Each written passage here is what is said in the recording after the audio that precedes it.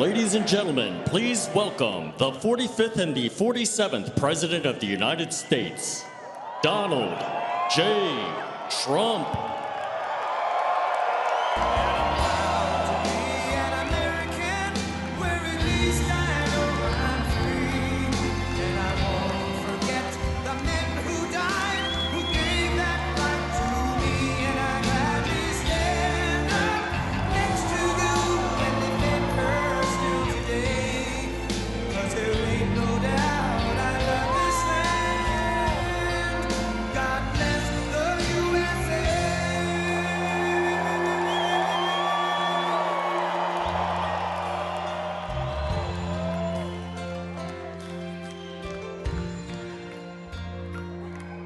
From the lakes of Minnesota to the hills of Tennessee, across the plains of Texas, from sea to shining sea, from Detroit down to Houston and New York to LA, where there's pride in every American heart, and it's time we stand and say,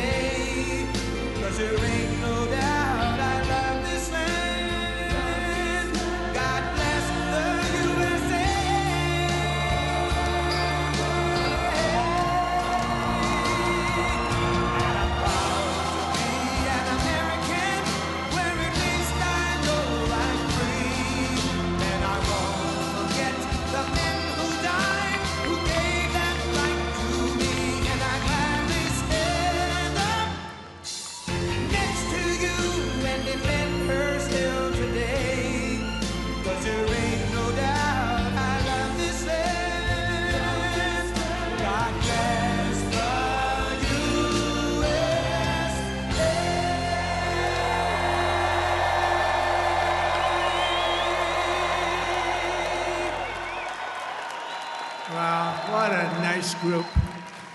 And I love Miami. I love to be with the people.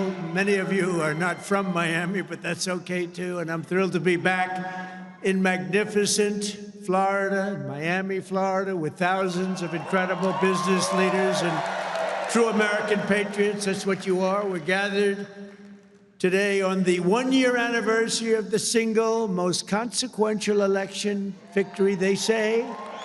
This is them, this isn't me. I'm a very modest person, I would never say this. The single most consequential election victory in American history. It's possible, I mean, it's possible. We've done a lot.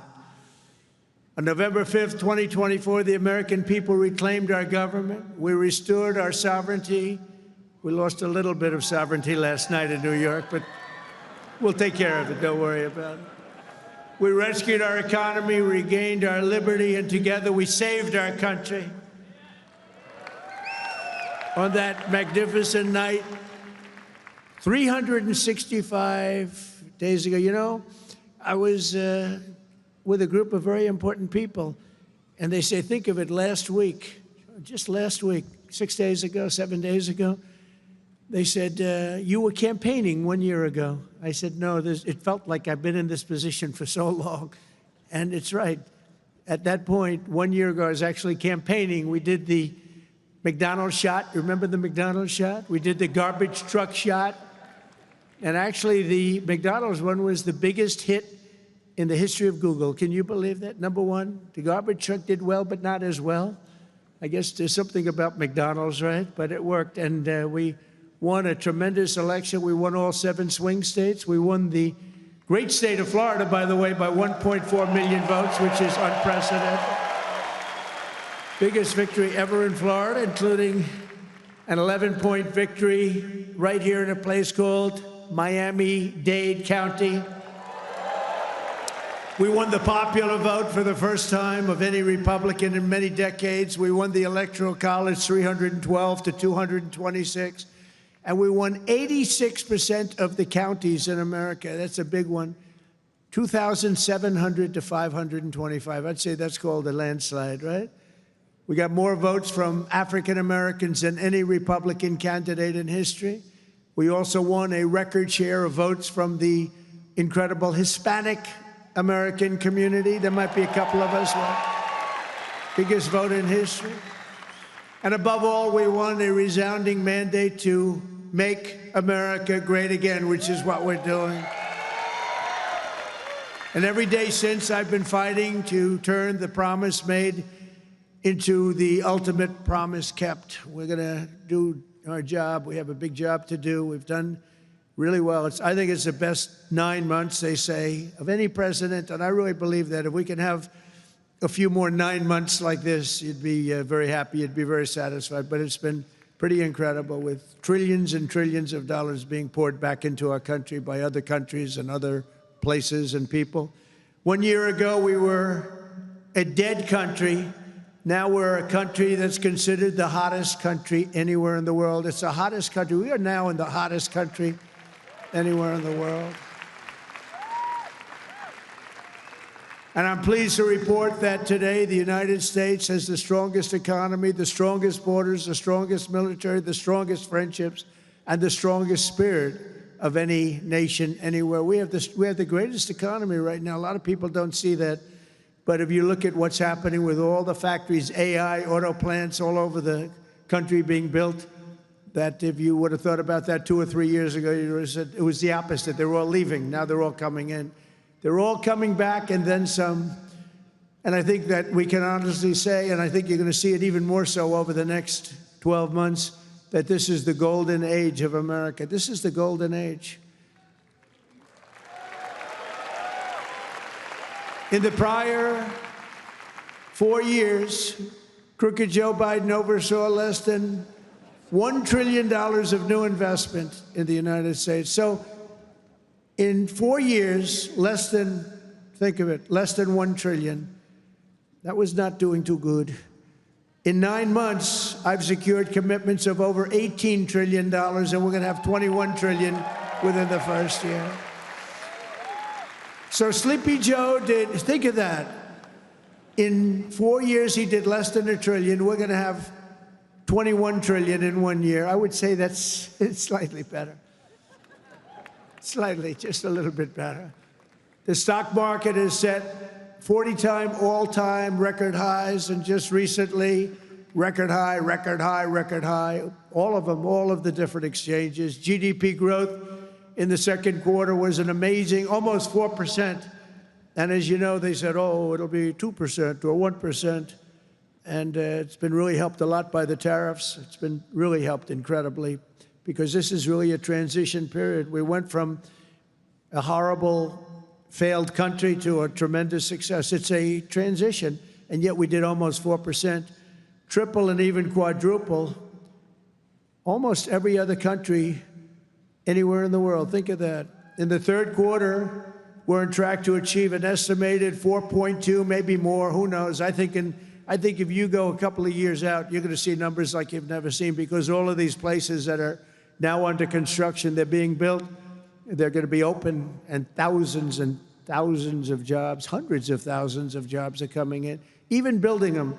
But when they open, that's when you're really going to see the numbers. We're building some of the biggest buildings ever built anywhere in the world.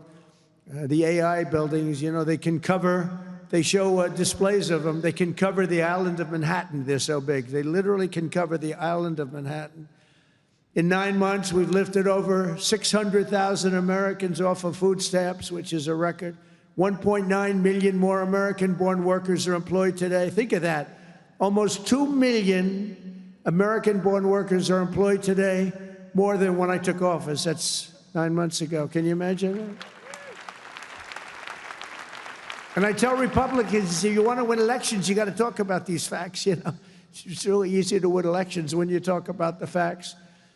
And we have more people working now than at any time in the history of our country. Right now, we have more people working. These are things you have to talk about. It doesn't just happen. You got to tell them. It's wonderful to do them, but if people don't talk about them, then you can do not so well in elections. Wages for workers are rising at the fastest pace in over 60 years. Those are workers, and that's what we love. We love the workers. Since I took office, wages for the typical factory worker are up $1,300. Construction workers' pay is up $2,200, and miners are up nearly $5,000 this year alone. And that's good because it's not, such an extra cost to the company. It really isn't. Somebody would say, oh, what's going to cost more? The fact is that they're doing such business like they've never done. You're going to start seeing numbers coming out very soon that are going to blow your mind. Under Biden, we had the worst inflation in modern history. We had inflation that was so bad, costing the typical family about $33,000 over a period of time. Their policies send food prices up 23. They come in, when I first came in, I was in for 3 days, and one of the fake news members, they're all back there. That's a lot of press. Fake news. They said, egg prices are through the roof. I was there for 3 days, and this maniac, this lunatic person, happened to be a woman. Sir, what are you going to do about egg prices? And they'd gone up like 4 or 5 times. I said, well, you just told me it has a problem. And people weren't buying Easter eggs. You believe it? I said, we're buying Easter eggs for the White House, for the egg hunt, the famous egg hunt. But within a couple of months, we got them down. We have a great Department of Agriculture headed by Brooke Rollins, and we did a great job, and we got them down to the level they originally were a long time ago. And we have that in just about everything. And if we don't have it, we get them down. Their policies sent food prices soaring 23%, the Biden policies. And it wasn't him. It was the people surrounding him around the desk. He didn't know what the hell he was doing. Biden. How the hell did that happen? Well, I know how it happened. A rigged election. That's how it happened. Think of the damage done. Although I must tell you, but this is a much more powerful term. I mean, this is a much better term. In one way, it's bad to see how bad people... You're going to see the same thing in New York, by the way. You watch what happens in New York. Terrible. But you're going to see that same thing. And I hope it doesn't happen, but you're going to see it. Gas prices are surging to $5 a gallon, even higher, and mortgage rates skyrocketed by 152%. But under the Trump administration, all of that is changing. Prices are coming down very fast, and we're bringing them back to the beautiful part where you can have, and you can truly say, we're talking about the American dream again. You didn't used to hear that term. You heard it during my 4 years, and then it disappeared. Now you're hearing it again more than ever. Because we had the most successful economy in the history of our country during my first 4 years. We rebuilt the economy, cut the biggest tax cut in history. We had the biggest tax cut in history, the biggest regulation cut in history. That's why we had the great economy. And now, the only difference is we're doing better this time. Actually, we're going to have a bigger, better, stronger economy than the first 4 years. And that was the most successful economy in history. Gasoline prices have plummeted to the lowest in 2 decades. We're going to soon see $2 gasoline. Think of that, $2 a gallon. It was up to $4.50, $5. And when you get gasoline and you get oil and gas down, it's so big, it's so massive, the importance of it, that everything else starts to follow. And that's what's happening. Grocery prices are way down, and Walmart just announced that the cost of their standard Thanksgiving meal, this is the greatest. They're greatest, they're wonderful. They come out every year with how much does a Thanksgiving meal cost compared to last year, right? And it always goes up, up, up. It's 40%, 30% more. Is 25% lower than 1 year ago. Isn't that great? That's a big deal, Rima. That's a big deal. I don't know if they care about that in Saudi Arabia, but here it means a lot. We got the princess here from Saudi Arabia. She's got a lot of cash. Serious cash, and she's a great person. So she doesn't care about the price of a turkey is down a little bit, She doesn't have to worry about it. Since March, the price of eggs is down 85%.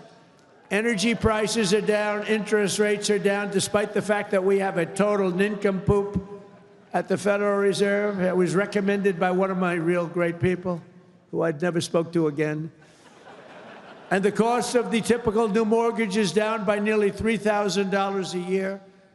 Day by day, we're making America affordable again. It's going to be affordable again at a really record pace. And, you know, other people are going to take credit. All the mayors and all the governors, they're going to say what a great job. They didn't do a damn thing. Yet as we speak, the Democrats in Congress are trying to put all of this progress at risk and drag us back to the Biden policies of soaring prices, crushing energy costs, massive spending, open borders, let the world come into our country from prisons and from mental institutions, let them pour in, and rampant inflation. That's what Biden gave us, all of those things. With the reckless Democrat shutdown, virtually every Democrat in Congress has voted to hold the American people hostage in an effort to extort hundreds of billions of dollars in new spending. They're demanding free health care for illegal aliens that just came into our country from prisons and from mental institutions, and drug dealers and drug addicts, and they want to give $1.5 trillion in giveaways that would turbocharge rapid inflation again, as they did the first time. You remember that just a couple of years ago, 4 disastrous years we just had. They were the worst years. Meanwhile, the radical left Democrats are causing millions of Americans who depend on food stamps to go without benefits. They're forcing federal workers to go without paychecks, and they're stranding thousands of travelers at the airports. And you understand it, and they understand it.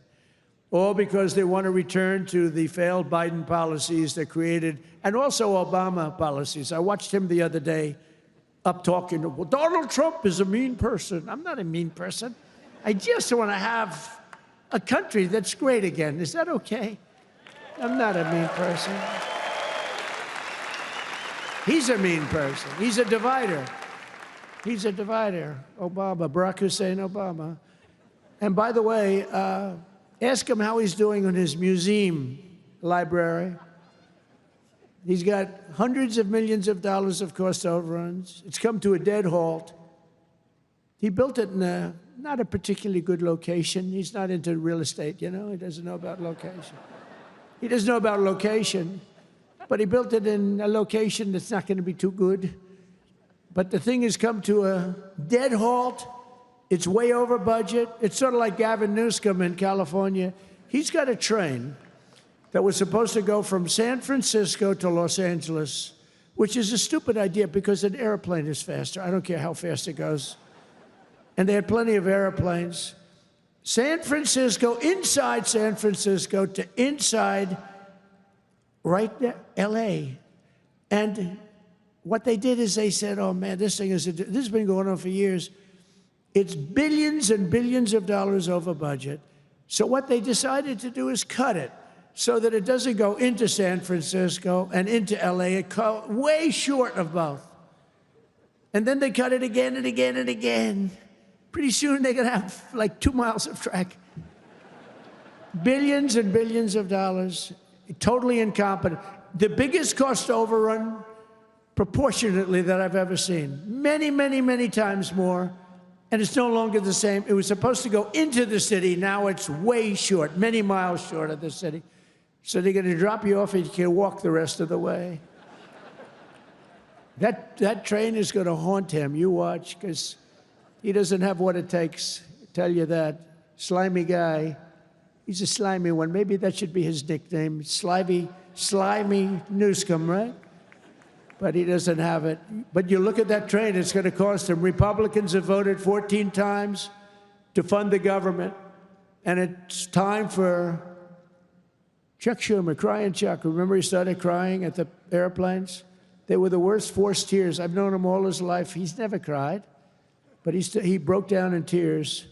He was so devastated. He didn't know why he was crying, but he just thought it was good to do. His people told him this was a good time to cry. Crying Chuck. But it's time for Chuck Schumer and the radical Democrat Congress to stop playing games with the people's lives and to pass a clean funding bill that they've done 30 times before. And to reopen government immediately. Just reopen it. They don't like it to be reopened because we're setting records. They think actually, I don't think anything's going to hurt.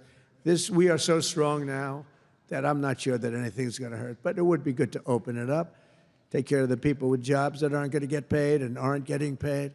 And no matter what, we will not let them impose their inflation-causing extremism on the American people. We're not going to pay $1.5 billion for people that came into our country illegally, okay? If you don't mind. That's what they did last time. Remember the Inflation Reduction Act?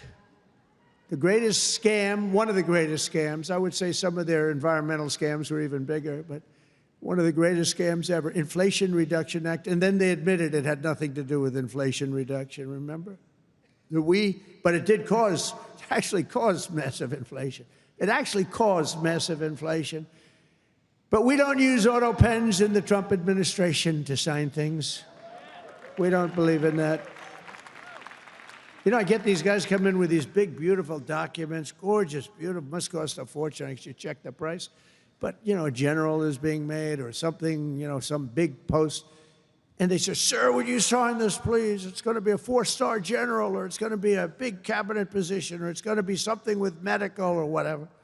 I take my pen and I sign it. In his case, they walk it into a room and they give it to somebody who's no idea who Biden is.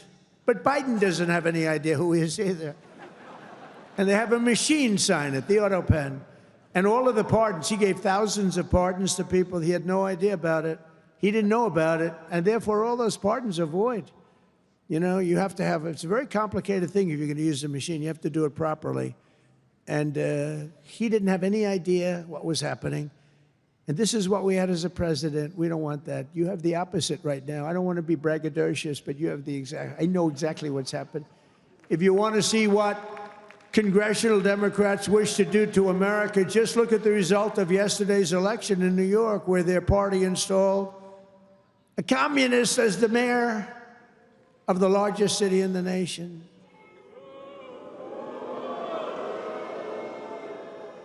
Remember, I've said we will never have a socialist elected to any post in our country. I used to say that, and I was right. We skipped socialist and we put in a communist instead. That didn't work out too well. But as I've warned for many years, our opponents are hell-bent on turning America into a communist Cuba or socialist Venezuela, and you see what happened to those places. For generations, Miami has been a haven for those fleeing communist tyranny in South Africa. I mean, if you take a look at what's going on in parts of South Africa, look at South Africa, what's going on. Look at South America, what's going on. You know, I'm not going to, we have a G20 meeting in South Africa. South Africa shouldn't even be in the Gs anymore, because what's happened there is bad. I'm not going. I told them I'm not going. I'm not going to represent our country there. It shouldn't be there. Take a look at what's happening in different parts of South America. Take a look at what's happening in different parts of the world. But now the Democrats are so extreme that Miami will soon be the refuge for those fleeing communism in New York City. They flee. They flee. Where do you live? New York City, but I'm trying to leave because I don't want to live in a communist regime. I hope it works out for New York. I love New York. I love New York. When I left New York for the White House, it was good, except we had, you know, the telltale signs of trouble, because we had a guy named de Blasio. Do you ever hear of him as mayor? He goes down as probably the worst mayor in history. Then he went to Harvard to teach government. Do you believe it? They took de Blasio, and they took that mayor from Chicago, the woman, the one that gets her hair done very expensively, right? Beautiful hair. She got beautiful, luxuriant hair. And they took her, and she's teaching at Harvard. They're teaching government. And then you hear about Harvard. We're trying to work a settlement with Harvard right now for about, like, a lot of money. I won't tell you what, but you'll be reading about it pretty soon. Because what they've done to Jewish people and what they've done to others is pretty bad, I'll tell you. It's pretty bad. Going to cost them a lot of money. After last night's results, the decision facing all Americans could not be more clear. We have a choice between communism and common sense. Does that make sense to you? Common sense. It's common sense or communism. And you know, you take a look back 1,000 years, it hasn't worked. If it worked, we'd be using it, I guess, but it hasn't worked. Our opponents are offering an economic nightmare. We're delivering an economic miracle. We have delivered in 9 months. This is the biggest investment of funds in a country in history by many times. That's good. They want higher spending for government and illegal aliens. We want bigger paychecks for American workers and American families, and that's what we're delivering. You see that. They stand for crime and chaos and corruption. We stand for law and order and justice. Also, strong borders. Boy, do we have strong borders. They put America last. We put America first. We put America first. And as long as I'm in the White House, the United States is not going communist in any way, shape, or form. We'll stop it. We're going to stop it. Stop this nonsense. You know, I said they were voting last night. You can have a communist or a thug. A communist, and they took the communist, you know. It's pretty amazing. We could have done a little better in terms of candidates. From day one of my administration, I've been fighting every single day to turn around the catastrophe we inherited to make America the best place on the planet Earth to do business, and that's what it is. Right now, we're the #1 place. I'm getting plants approved in 2 weeks. It used to take 20 years before they got rejected. You'd have young people start off. Their whole business was getting a certain plant accepted. 22 years later, they're ready to retire, and they haven't gotten it. And then they go to a vote, and they get rejected after 22. They wasted a whole life looking for an acceptance. We do it in 2 weeks. We make sure it's good. We make sure it's great and proper, environmentally sound. Takes 2 weeks. My goal is to have the best tax rates, the lowest energy cost, the lowest regulatory burden, the most advanced technology, and the fairest trade deals anywhere in the world. You know, we're leading China. We're leading everybody by a lot in AI. And this was my idea, so I'm very proud of it. I said, build your own electric. People would come. We need more electric grid, sir. The electric grid's 200 years old. We need more electric grid. It's old. The electricity that the AI plants need alone is double the entire electricity that we have in the country right now. Can you believe it? So I had this idea. I said, we can't fix the old grid that much. We'll fix it up. We'll keep it going. A little Band-Aid here, a little Band-Aid there. It's old. And I said, here's what we're going to do. We're going to let these geniuses build their own electric generation. So they are building their own electric utility plants. They become a utility, if you think about it. They're building the utility and the electric right alongside. This is where they have their transformers and everything. They're building the most expensive electric plants you've ever seen, generating plants, some by nuclear, some by oil and gas, some by coal as a substitute. They're building them right next to their plant, and they're incredible. People say they've never seen anything like it because these minds are genius. To them, an electric plant is not complicated. To them, an electric plant is better than the people that produce electricity, although Florida Power and Light is doing a lot of plants for people. They're pretty advanced, I have to tell you. But they're building their own juice next to the plant. Isn't that sort of a cool idea? And you know, when I first proposed that, they came into my office with, you know, they have unlimited money, but they were trying to figure out how they can build it because they had no electric of any consequence. And I said, you're going to build your own plant. I'm going to get you your approvals in 2 weeks, 3 weeks, maybe a month if I'm slow. We have a great man, Lee Zeldin, in charge of the environment. He's incredible. And he's tough, too. He's very tough. But they have their approval in 2-3 weeks. You know, they're dealing with the best experts in the world. They know what they're doing. It's amazing when you see some of the stuff come in, designed by guys with 190 IQs, and then you have an inspector who's not quite as smart as that, inspecting it to see whether or not it's okay, and he has no idea what he's looking at. No idea. But I said, you're designing your own electric plant, and they didn't believe it. They come in 2 weeks later, they say, the biggest problem is electric. I said, you can design your own plant, and we're going to have your approvals within 2 to 4 weeks. And they said, he's really serious about it. They thought I was kidding. It was so good They couldn't believe it. They'd leave and they couldn't believe it. It took me 2 or 3 times to say it. Yeah, they're designing their own electric plants, and it's unbelievable. And then they're going to sell their excess electricity back into the grid. So we benefit in that way, too. In July, I proudly signed into law the largest tax cuts in American history. Now, that's the second time. I did it the first time, but these are even larger, the great, big, beautiful bill.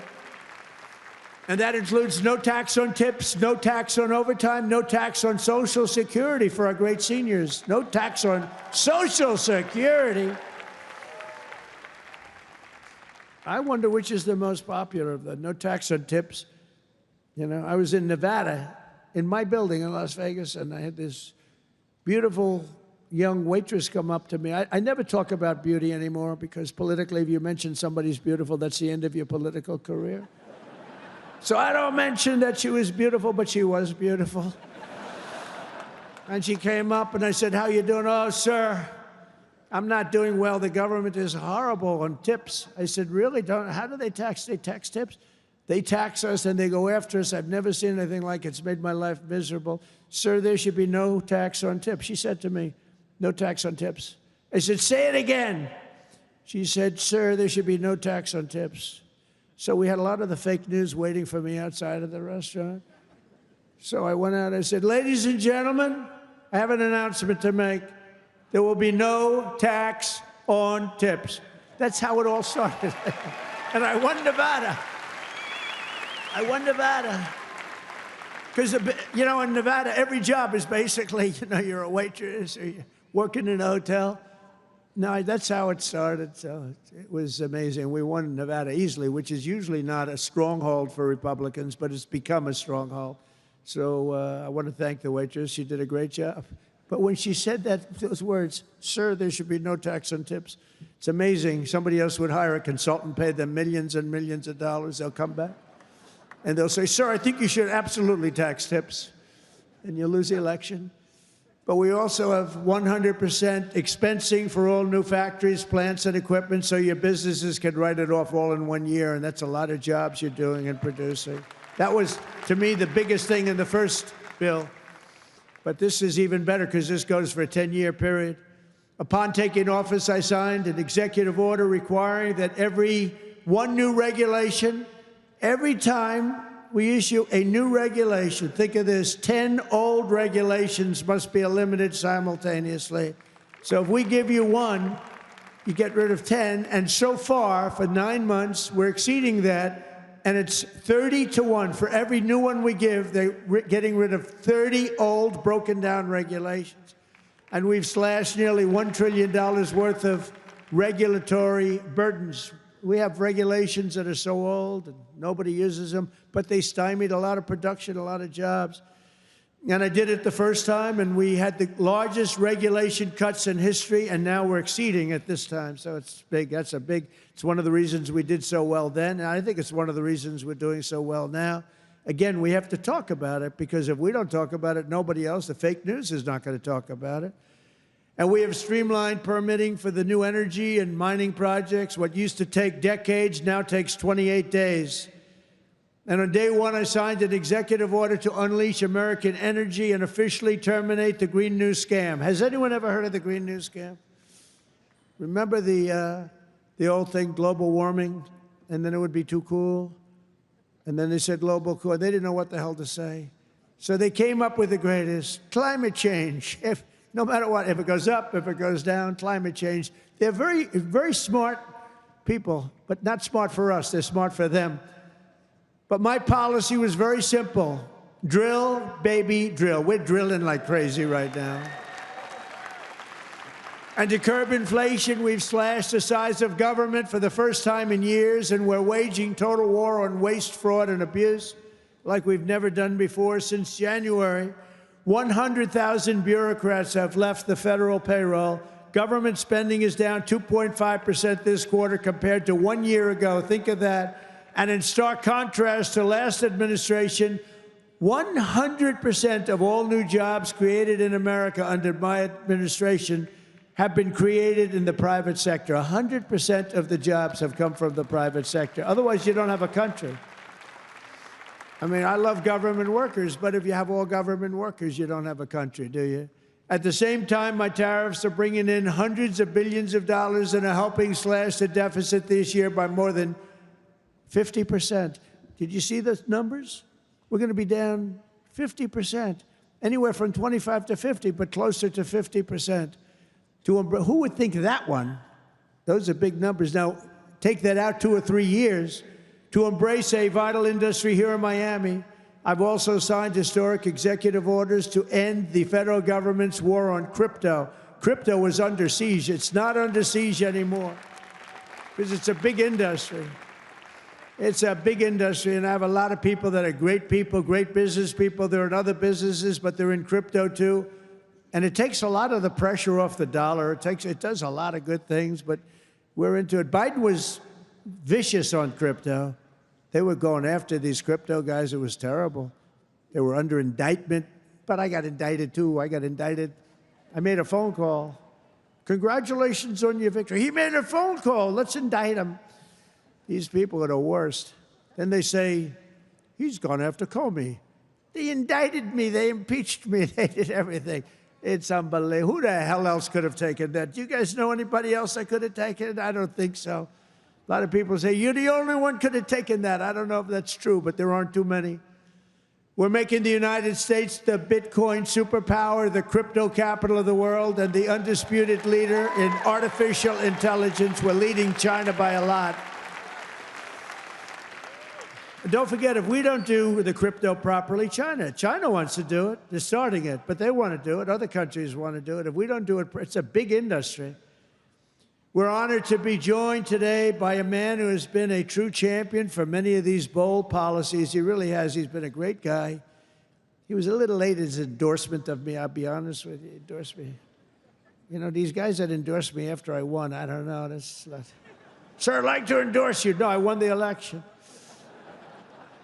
Nah, he's a good man, actually. I've known him a long time. He's helped turn the area into one of the hottest markets in the country and one of the greatest cities in the world. Miami Mayor Francis Suarez. Please, Francis, come up, please.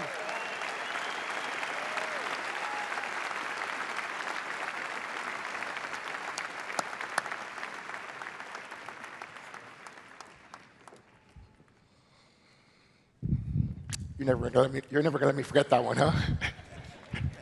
Thank you, my brother. Thank you, Mr. President. Just a little shorter than you are. Oh, it's truly a great honor to be here with you this afternoon and to have you here once again in the great city of Miami. Your leadership and your vision have shaped not only our nation, but also the future of our city. Miami's success today is rooted in the values that are deeply American: opportunity, freedom, safety, and innovation.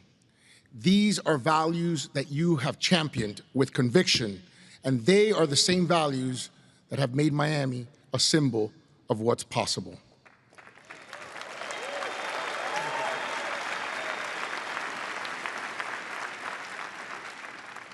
When people believe in the promise of America, Mr. President, I want to personally thank you for your continued support of our vision for this city. It was an honor to stand beside you in the Oval Office when you announced the next year's G20 right here in the city of Miami.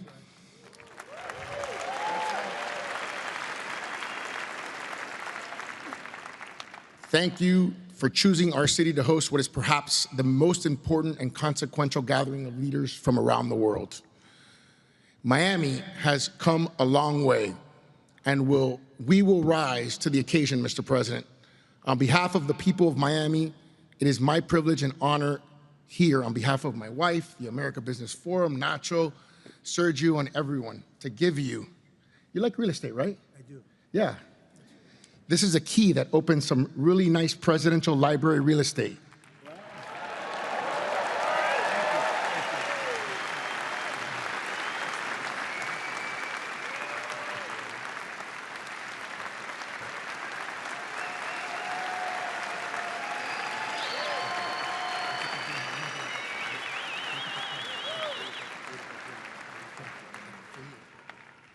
That's beautiful.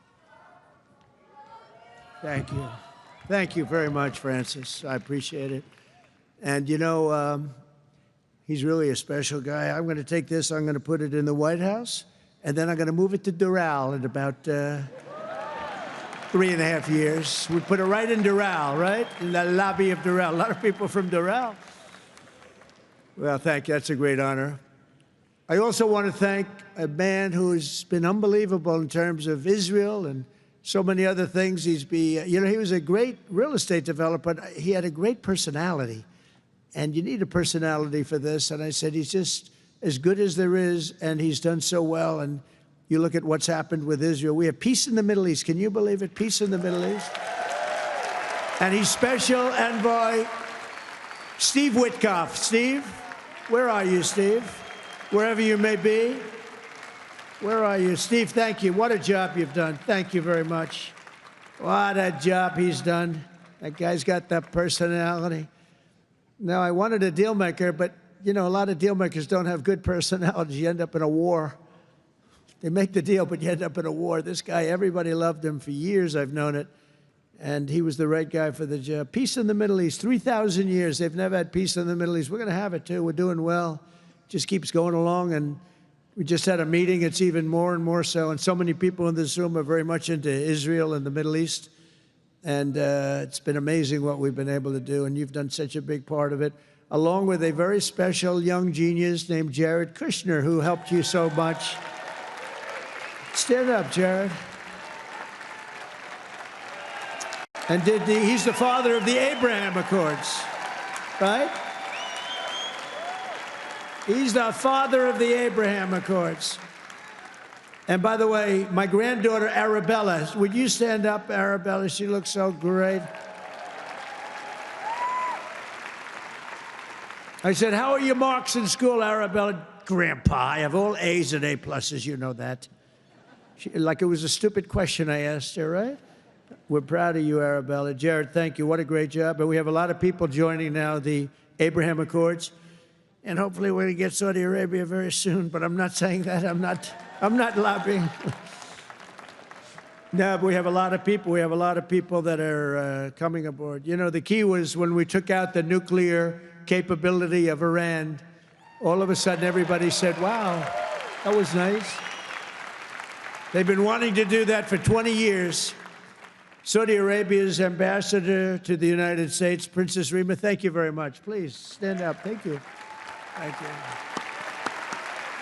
Thank you very much. Say hello to everybody. Okay? Say hello to a great group of people in Saudi Arabia. Thank you. Stephen Miner, Mayor of Miami Beach. Stephen Miner. Where is Stephen? Thank you, Stephen. Thank you. Good job you're doing. Excellent. Thank you, Stephen. The Mayor of Coral Gables, Vince Lago. Vince Lago. Thank you. Thank you. Great job, Vince. The Mayor of Doral. I love Doral. And I like this woman a lot, Christy Fraga. Christy. Where's Christy? Thank you, Christy. I like Doral. We also have Commissioners Damian Pardo, Laura Dominguez, Ralph Rosado, Miami-Dade Supervisor of Elections, Alina Garcia, the President of FIFA, Gianni Infantino. FIFA, where's Johnny? Whoa, Johnny, my boy. I didn't know he was going to be here. He's big stuff. And the world, look, you know, Johnny and I worked the deal originally, and it looked like I wasn't going to be president because it was in this term, right? So when they rigged the election, I said, oh, man, I have to run again because I want to be president when they have the World Cup, right? And look what happens, Johnny. I'm president when we have the World Cup. It wasn't supposed to be that way. But I can only tell you that the tickets are selling at numbers and record like they've never sold ever before. I heard you just told me that they're doing record business, right? We had the World Cup coming. Think of it. We have the World Cup coming. We have 250 coming, and we have the Olympics. 250 is 250 years of age. And we have UFC at the White House, by the way, on June 14th. That's going to be at the White House. That's going to be a tough ticket. That's UFC. But we have, think of it, Johnny is there with FIFA, and we have the Olympics. We have it all coming. It's all this thing. I'm glad I'm sort of happy the way things worked out, you know? It's turned out to be as good as it could be. I think we've made more progress than we ever could have made in the second term. I think this is really more progress being made. We also have Formula One CEO Stefano Domenicali, and where's Stefano? Very good. That's big stuff. We have a lot of big people here today. We also have a gentleman who called my election successfully. He said, and Donald Trump will be the next president of the United States. Got a great voice. Brett Baer. Where's Brett Baer? Brett Baer. Where is he? And his son is with him, Paul. Paul's a very good golfer, so is Brett. Thank you, Brett. He's doing an interview with me right after the... Oh, is that Paul? Stand up, Paul. Paul, did we take your father easily in golf? Tell me, huh? That was easy, right? Get ready. We'll do it again. Thank you very much, Paul. You look great. Also, I want to thank your two great senators, Ashley Moody and Rick Scott. And, you know, I just left them. Believe it or not, I had a meeting with all the senators this morning. I gave them my vision because, frankly, it's always nice to have good vision. And they are two terrific senators, and they're in Washington working hard, and they were going to come. And I said, do me a favor, stay back and work on the things you're working on. They're working on really things. And Ashley is in the election. Rick just won his election. They're two great senators that you have right here in Florida. So that's really good. And they're working to make America great again. So I said, stay back in Washington. Together with many of the people here today, we've achieved more in 9 months than most administrations achieve in 8 years. It's true. We've really done a lot. We inherited the worst border in history, and within a matter of weeks, we turned it into the strongest border anywhere in the world, and they have some pretty strong borders, but we have literally no people coming through. They do come in. They come in legally. You know, we want people to come in. We want to make it real easy for them, actually, but they come in legally. So you have to know that. We just don't want criminals coming in. We don't want people from prisons. We don't want prisons dumped into our country like Venezuela did. They emptied their prisons into our country. We don't want that, right? For months in a row, 0 illegal aliens have been admitted into the United States. 0. They actually announced it. This is an official 0. Remember when Biden said, I have no control over the border? Millions of people pouring through, not people that you could look at them, not that we discriminate. You could look at them and say, these are not going to be perfect for our country. They were rough people that they let in. They had 11,888 murderers, 50% of which murdered more than one people. We don't want them. We're getting a lot of them out. Hopefully, we're going to soon have all of them the hell out of here. Either out of here or we have to put them in jail because they're so dangerous. Some are so dangerous, we don't want to bring them out. We'll just make sure they never come back in. But this is what they were putting in our country, and it's a disgrace. On day one, I signed an executive order to designate the drug cartels as foreign terrorist organizations. We had a big, strong, positive number come out just recently. The drugs coming into our country are way down. I'll tell you where they're really way down is drugs coming in through water. People are saying, no thanks. I don't think I want to ride in that boat today, please. We want you to take these drugs into the United States. You know what? I think I'll take a pass, sir. The drugs coming in by border are not much. Every boat that we hit kills, think of this, if it gets through, kills 25,000 Americans plus, but 25,000 Americans. Every time we hit a boat, we save 25,000 lives. Got to look at it that way. And we're arresting and removing thousands and thousands of dangerous gang members, MS-13, Tren de Aragua, all these gang members are being thrown the hell out of our country. And if you look at Washington, D.C., it's now a safe community. We're in Memphis, and within 2 weeks, all of a sudden, it's like a safe community. It's really made unbelievable progress. And we're blowing up cartel terrorists. We're blowing them up linked to the Maduro regime in Venezuela and others. Look, it's not just Venezuela. But a lot of things are coming in. Look, Venezuela emptied their prisons into our country.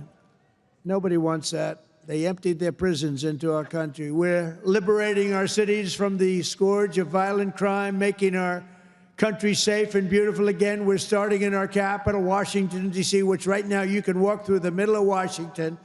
You have no problem. 6 months ago, that wasn't the case. 1 year ago, it was a disaster.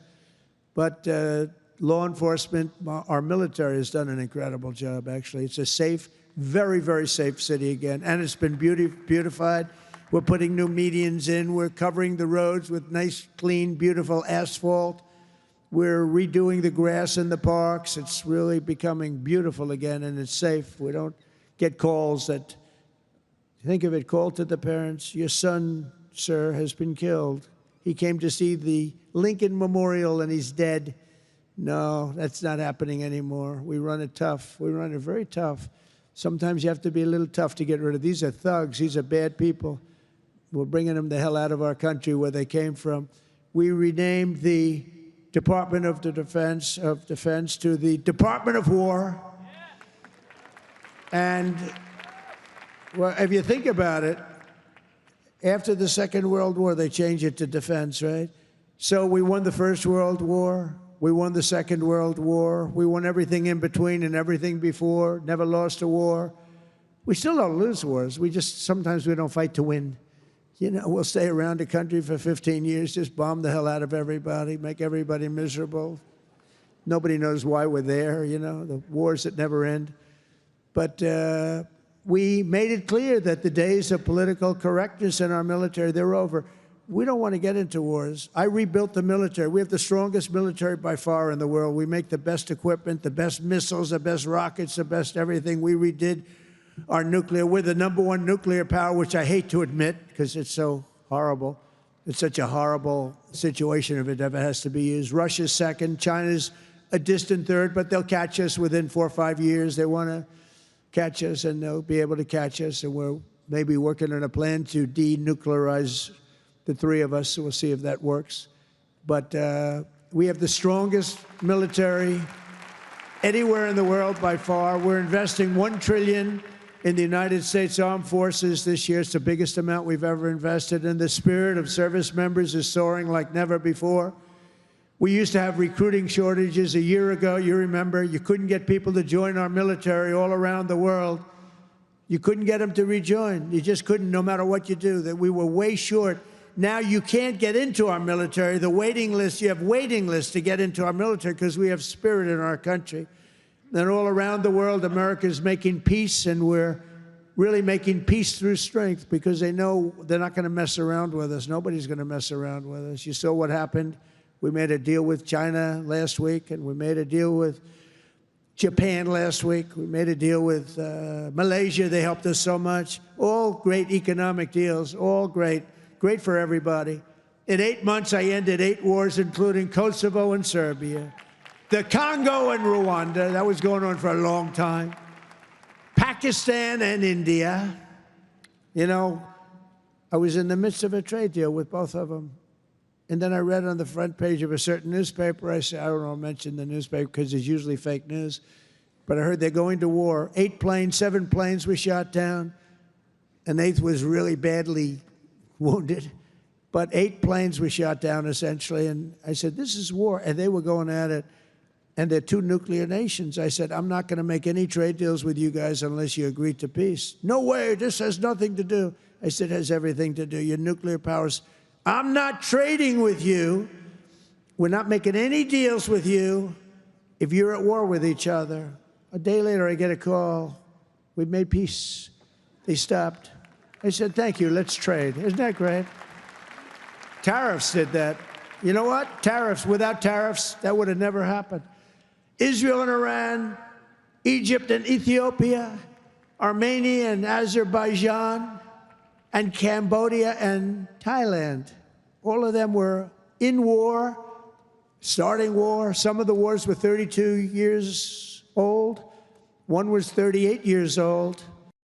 Amazing. They tried to, President Putin, I spoke to him 2 weeks ago, and he said, on the one, He said, we've been trying to settle that war for 10 years. We weren't able to do it. You got to settle. I got some of these things settled in an hour. No help from the United Nations at all. The only thing I got from them was a blank teleprompter. Remember I went up there, Princess? Ladies and gentlemen, on behalf of the United States of America, President Donald J. Trump, I'm looking at the teleprompters, and I have all my friends, including your family, sitting out there, 158 leaders, some in beautiful silk white robes, others in bad shirts, bad ties, and some in beautiful shirts and ties. But they're all the leaders, 158 leaders. And they're saying, President, and I'm walking up to the President Donald J. Trump, and I'm looking at the teleprompter, stone cold blank. They did it on purpose. And I think I gave my best speech. That's what I was told.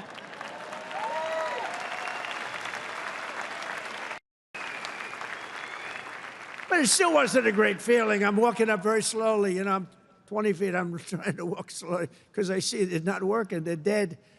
They did it on purpose. But it worked out okay. Not great people. Most important of all, for 4 weeks ago, and this is very important, we brokered the historic peace deal that ended the war in Gaza. And it's a serious end, too. You know, I read a lot of people, oh, it's very tenuous.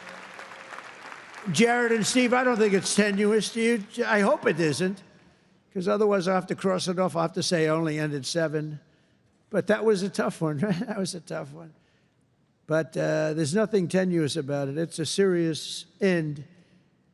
Gaza has been a disaster for so many years, and I think it's an end. I think you're going to see some tremendous things happening. We just had a meeting just before I got up, and some great things are happening. And with Israel and peace in the Middle East, it's amazing, actually, what they've done. And what you two guys have done have been incredible.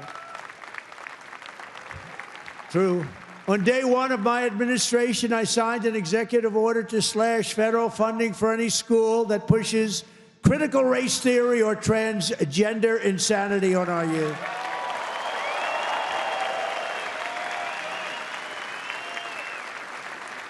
And we completely banned the chemical and surgical mutilation of our children. Think of that. Can you imagine somebody 15 years ago saying we stopped the surgical mutilation of our children? We stopped the chemical mutilation of our children. Can you imagine that? They would have said, this guy's crazy. And now you're saying, thank you very much, because you know it's true. How about this one? We got men out of women's sports. It's over. It's over. Men out of women's sports. They had a race here, the long distance, a super, I don't know what the hell, a race, one of these all-day races. They had the top women, the top men. The man won by 5 hours and 18 seconds, okay? What the hell? How about the weightlifting? 218 pounds by a woman. That's a lot to lift over your head, Rima. I don't know if you might be able to do it. 218 pounds or whatever was the record. A man beat the record by 100 pounds. It stood for like 17 years or something. A man beat the record by 100 pounds. He was a failed male weightlifter, but as a female, he did very well. That's a record that won't. This is a thing that stood. They'd put a quarter of an ounce and a quarter of an ounce on each end. 18 years the record stood. Then a guy comes along, ping, ping. This is the crazy. These people are crazy. And Mandami, whatever the hell his name is in New York. No. He thinks it's wonderful to have men playing in women's sports. The swimming's good, too, you know? You know the story? Records are being beaten by numbers that nobody's ever seen, nobody ever thought possible. But a lot of those records are being changed back to where they should be. And I made it the official policy of the United States government that there are only 2 genders, male and female.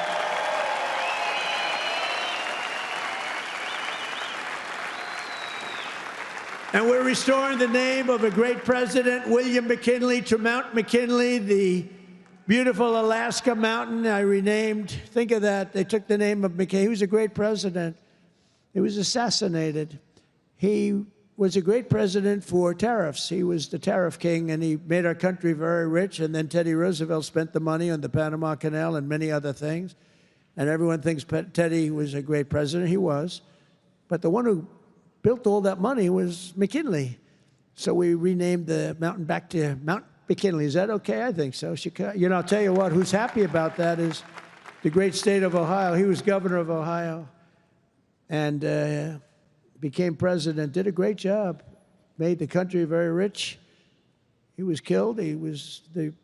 Mount McKinley was named, and then the name was taken off, and we put it back on. And I renamed the Gulf of Mexico to the Gulf of America. That was an easy one. That was an easy one, Johnny. That was easy. You know, I looked, we have 92% of the shore. I used to say when I was a child, I'd say, how come it's called the Gulf of Mexico? It's mostly America. You know, all the way, it wraps around Florida, all the way up. It's 92% of the shoreline. I said, I think to me it's the Gulf of America. Little did I know I'd have the chance to do it. I did it very quickly. For years, our country was run by radical scoundrels and far-left bureaucrats who created one catastrophe after another, wrecking our economy, erasing our borders, and surrendering America's power and standing all over the world. But after just 1 year since that glorious election, I'm thrilled to say that America is back. America is back. Bigger, better, stronger than ever. And in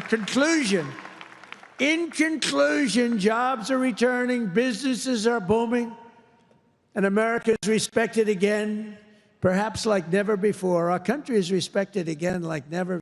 Laughing at our country. We had a guy who couldn't walk up a flight of stairs. Kept falling. It's very embarrassing. You know, at Air Force One, I go, sir, would you like the stairs or the long? I say, give me the long every single time, please. The short ones, they call them the children's stairs. I don't want the children's stairs. Doesn't look so good coming out of the children's stairs. Now, if the weather's bad, it's okay, right? If you don't mind. But the communists, Marxists, socialists, and globalists had their chance, and they delivered nothing but disaster. And now let's see how a communist does in New York. We're going to see how that works out. And we'll help them. We'll help them. We want New York to be successful. We'll help them a little bit, maybe. For all of these failed and discredited, really discredited, if you think, ideologies of the past, their day is over, their grip is broken, and their time is absolutely done. The golden age of America has begun, and we are just getting started. It's a golden age like you've never seen before. From the steel mills of Pittsburgh to the oil wells of Houston, from the car plants of Detroit, and those car plants are pouring into our country, to the coal mines of West Virginia. Those coal mines are opening up one after another. Clean, beautiful coal. You're not allowed to use the word coal unless you say, in my administration, unless you use two words before it. Clean and beautiful. Biden would say, unless you use two words before it, here you go, clean. He said, what happened to the other word?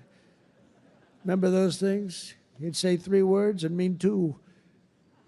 But the West Virginia mines are doing unbelievable now. Wyoming is doing unbelievable. It's clean, beautiful coal.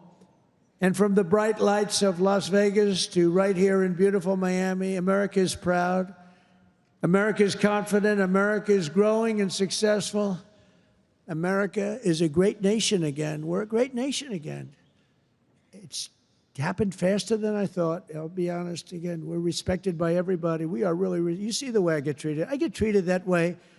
I guess a little has to do with me, but a lot has to do with the fact that I'm representing this country. America is respected again. America is a great nation again.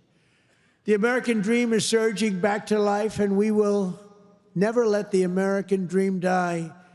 Together we will make our country stronger, richer, safer, freer, and greater than ever before. And every day my administration will fight, fight, fight, and America will win, win, win. I want to thank you, Miami. I want to thank you, Mr. Mayor. I want to thank everybody for being here. God bless you, and God bless America. Thank you very much. Thank you, everybody. Thank you.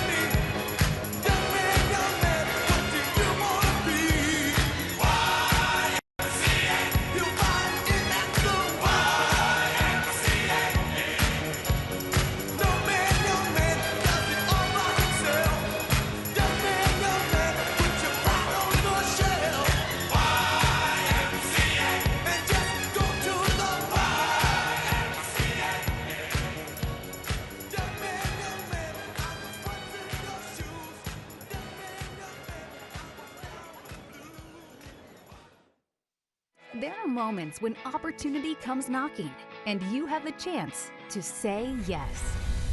When things that previously seemed impossible are now within reach. As a dedicated financial partner, we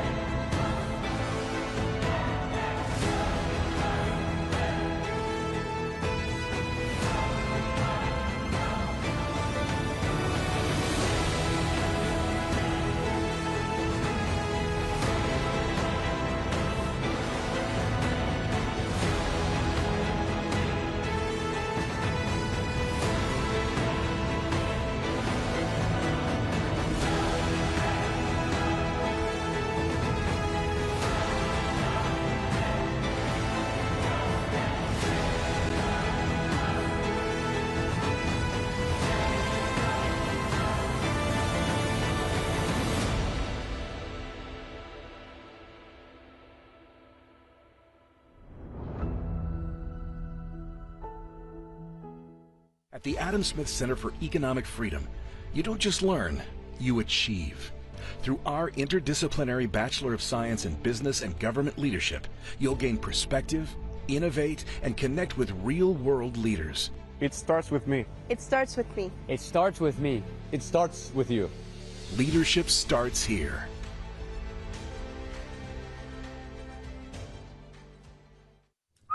A Chewy order is on the way for Junior, who's more of a senior these days. Every holiday, Dad relies on Chewy for the gifts Junior has loved all his life. You're looking great. Come on. Okay, buddy. Strong boy. That's a strong boy. And gets them delivered faster than the years go by. For holidays with pets, there's Chewy.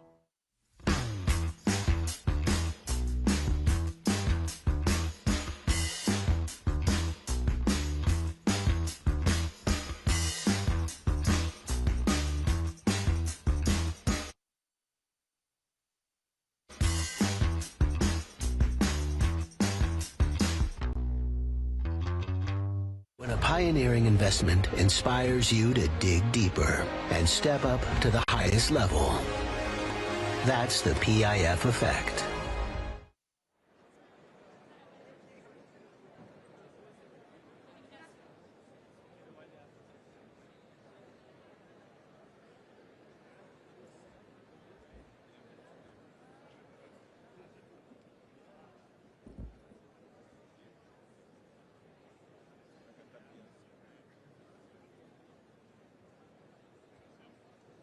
America Business Forum proudly presents its official host, Bear.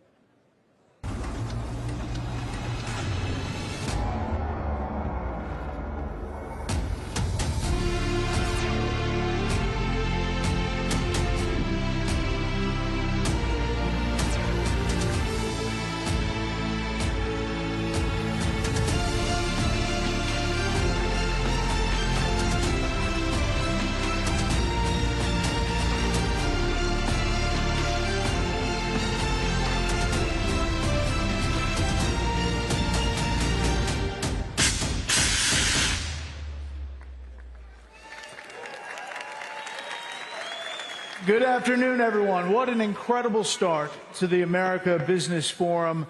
I am honored to join you this afternoon as we continue these conversations that connect business and policy and the future right here in Miami, the crossroads of the Americas.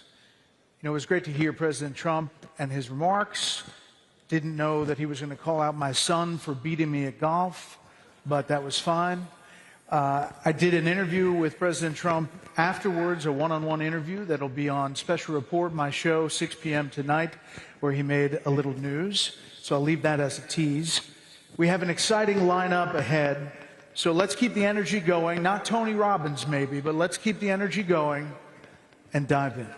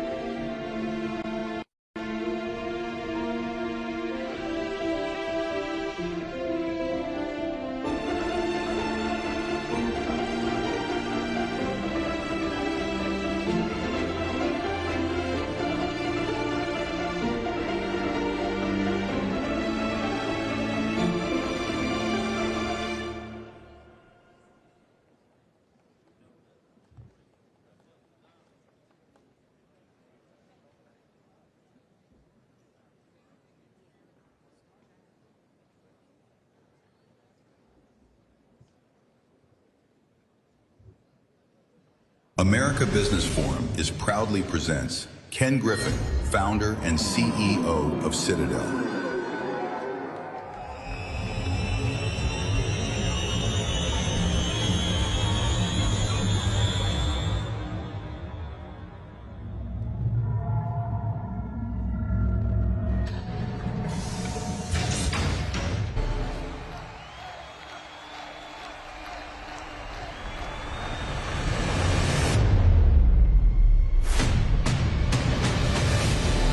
Started in a Harvard dorm room with a satellite dish and an idea.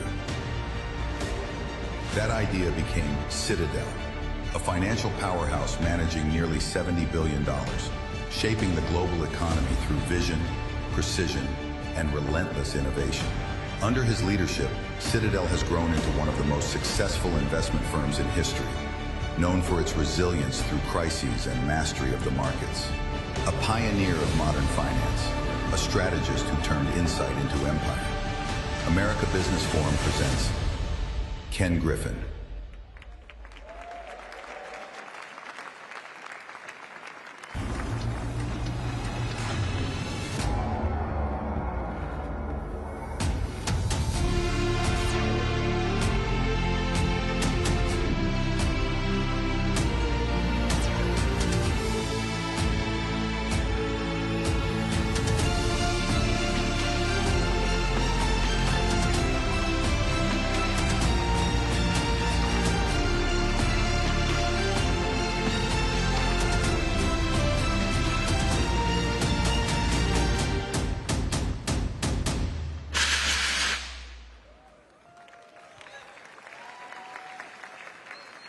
For the following interview, Brett Baer, official host of the America Business Forum, takes the stage.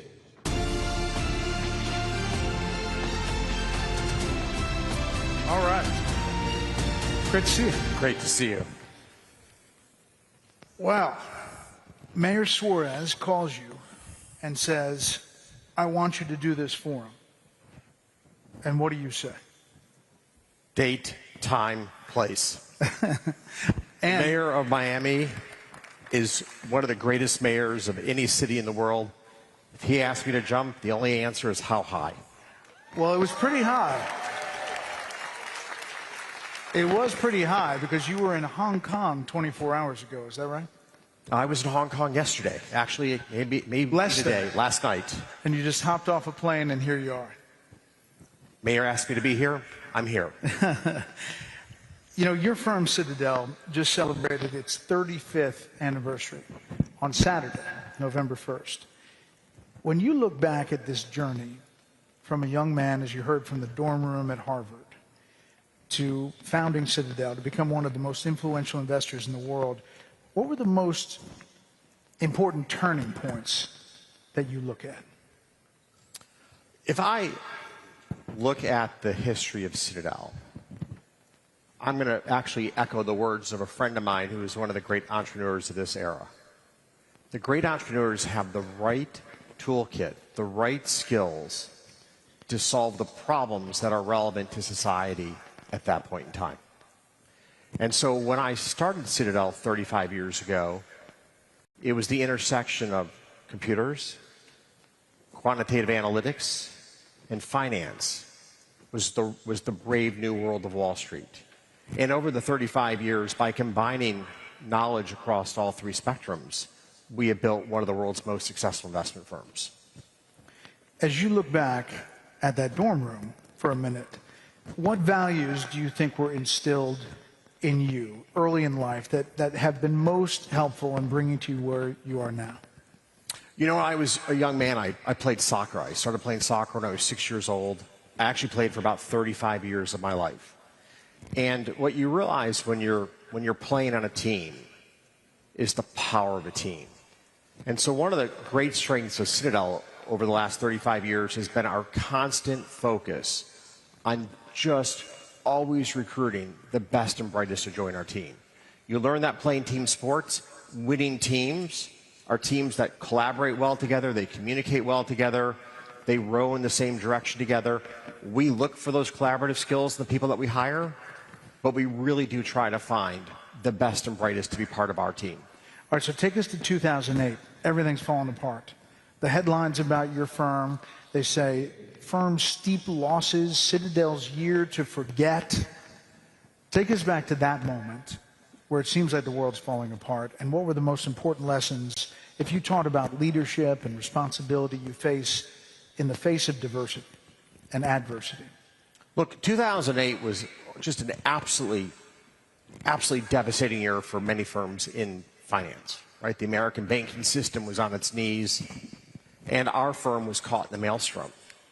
The key is when you're in hell, just keep walking forward each and every day. Stay focused on where you need to get to, and keep taking the actions to get to where you need to get to. So for us in 2008, again, you saw the power of our team collaborating, my partners around the world making often tough decisions about what we needed to do to persevere through that really difficult moment. So you've built not one, but two industry-leading firms in Citadel and Citadel Securities. What are the most important factors that keep these businesses really at the top of their game?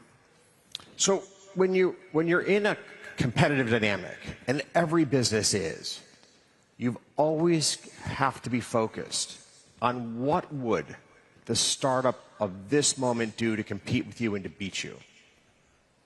It's always important to never rest on your laurels, to never be complacent, and to think about where's the world heading, where are your most difficult, your shrewdest competitors going, and how do you get there first? So you can never rest on your laurels. The minute you start saying you're the best is the minute you start to write your own epitaph. I mean, you've been great at attracting, retaining talent. What's one thing you look for in somebody that you hire? So there's a couple things that we look for. You know, obviously, I've emphasized the importance of a person's intellectual capacity or aptitude, but those are just table stakes. What you really want is somebody who's both very bright, very driven, but who has incredible perseverance. You know, many of our colleagues are fundamental investors. They try to understand companies or predict interest rates. These endeavors are often, you make an investment choice, you're right about 53, 54% of the time. Yeah, I mean, could you imagine being a surgeon and almost half your patients die? No. Right? So my colleagues, one of the great strengths they have to have is the resilience to cope with being wrong. You know, one of the problems with grade inflation in the United States is we're not teaching young Americans what it's like to fall short. And falling short is what happens in business all the time. You need to pick yourself up, you need to put one foot in front of the next, and you need to move away from that place of failure to a better place, to a place of success. So there's a huge emphasis on perseverance and resilience in the people that we look for. That's really interesting. You know, I tell my two boys, if you hustle, you can beat a lot of folks, maybe 90% of the folks, if you hustle, because there's always somebody chasing. You know, I love that word hustle. And I lived in Chicago for about 30 years. And there's a great quote. Things may come to those who wait, but only those things left behind by those who hustle. Now, do you know who said that quote? It was Abraham Lincoln. Abraham Lincoln gave some of the best business advice I've ever heard. Business is about hustling. It's about going the extra mile. It's about going the distance. And people forget, just to stop there for a second, successful businesses are businesses that meet the needs of their customers. And often that involves having to go the extra distance, right? You go to a great restaurant because the food's really good. Somebody makes sure that that kitchen is well run. They care about what the customer experience is. And that's so key to business, and it's often forgotten in popular literature about capitalism. Businesses that meet the needs of customers or businesses that thrive, businesses that don't exist. I want to talk about your passions here in Miami and education and all that you're doing, but that gives me a little entree into breaking news. Last night, Zohran Mamdani wins the mayor in New York City. There are some people looking at that saying, you know, it's a different environment for businesses. And is it going to lead to an exodus? Will there be a ton of businesses and people who come to a place like this in Miami as a result of that? Knowing what you know, and you've obviously moved to Miami from Chicago, what do you think of last night's result there? Well, I mean, for the people of New York, I pray that the policies that Mamdani uses to govern and lead New York are different than the talking points he used to win the mayoral race. The people of New York deserve better.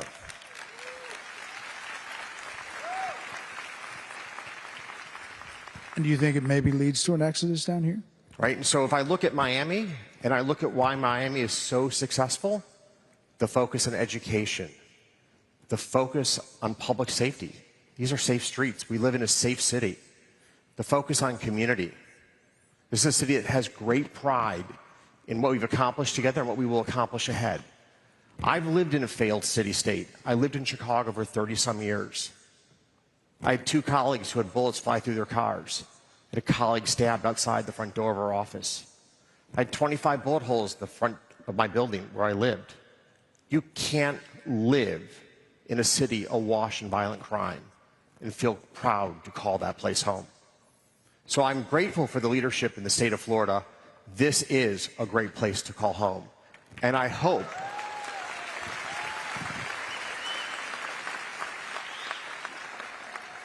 and I really hope that when Mamdani thinks about leadership, he thinks about the right role models.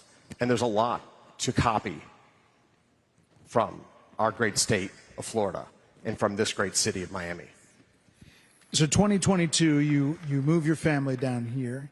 Any like welcome to Miami culture shocks for you?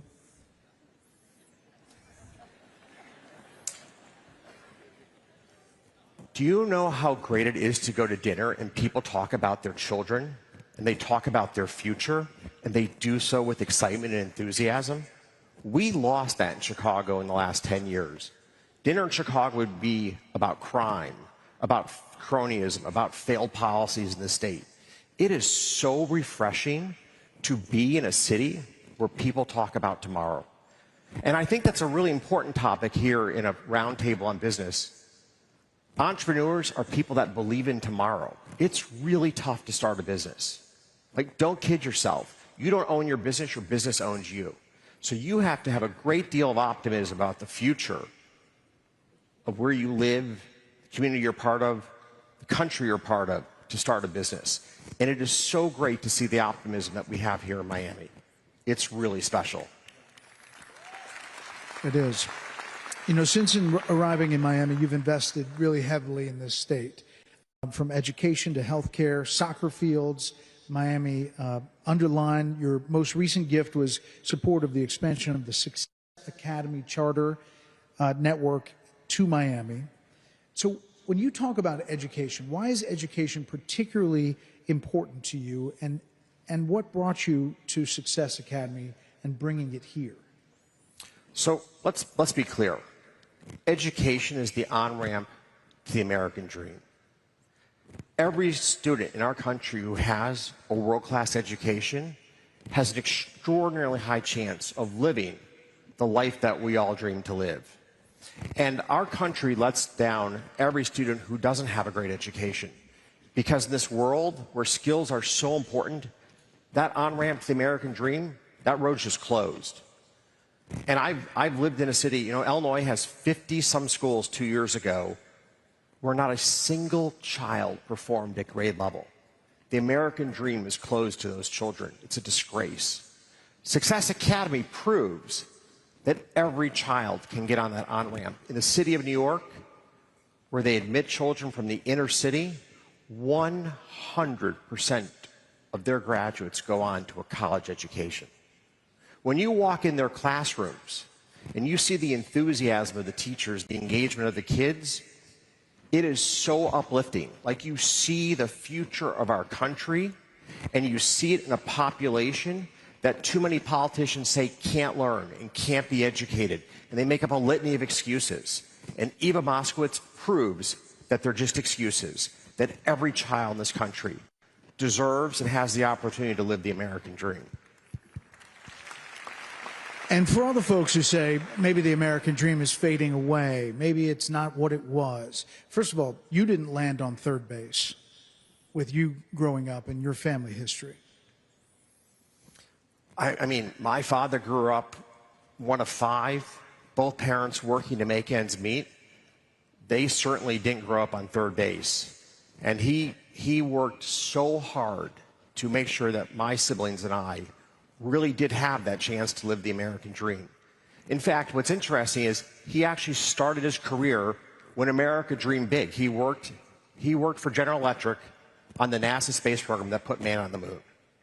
And I'm really grateful to have grown up in a family where there was such an emphasis on education and, frankly, such a belief in what you can do in this country, because he was part of the team that really did change history when Armstrong took the first step on the moon.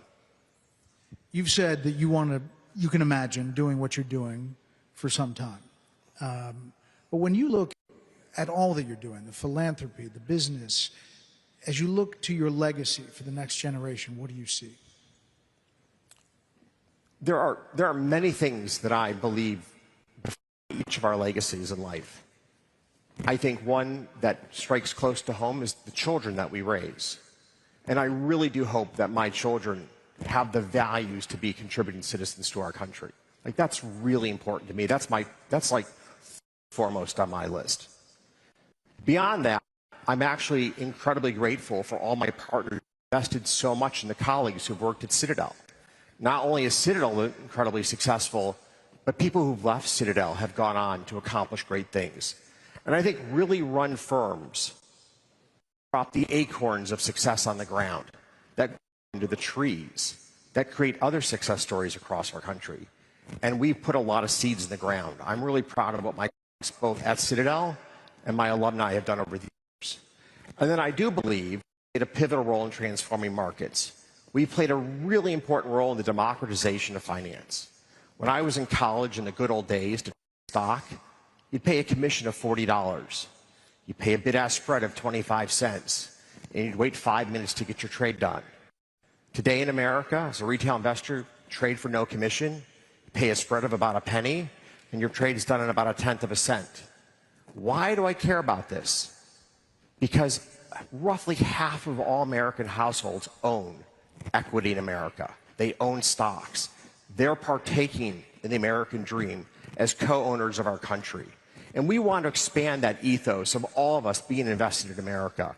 It helps all of us to save for our retirement, to create more jobs and more prosperity, and to understand and appreciate the importance of good laws and good policy. You know, we said you just got off the plane from Hong Kong and you were speaking over there. As you're in Asia and you think about the economy and how it feels, what do you come away with? So when I travel the world, in every country there is a profound respect for the entrepreneurialism of our country. In fact, that's been a really incredible source of talent for the United States. Around the world, people dream of coming here to start businesses and to build their dreams. You see it in the Fortune 500. Roughly 50% of all the Fortune 500 companies are run by immigrants or the children of immigrants. The majority of American AI startups were started by immigrants. There you go.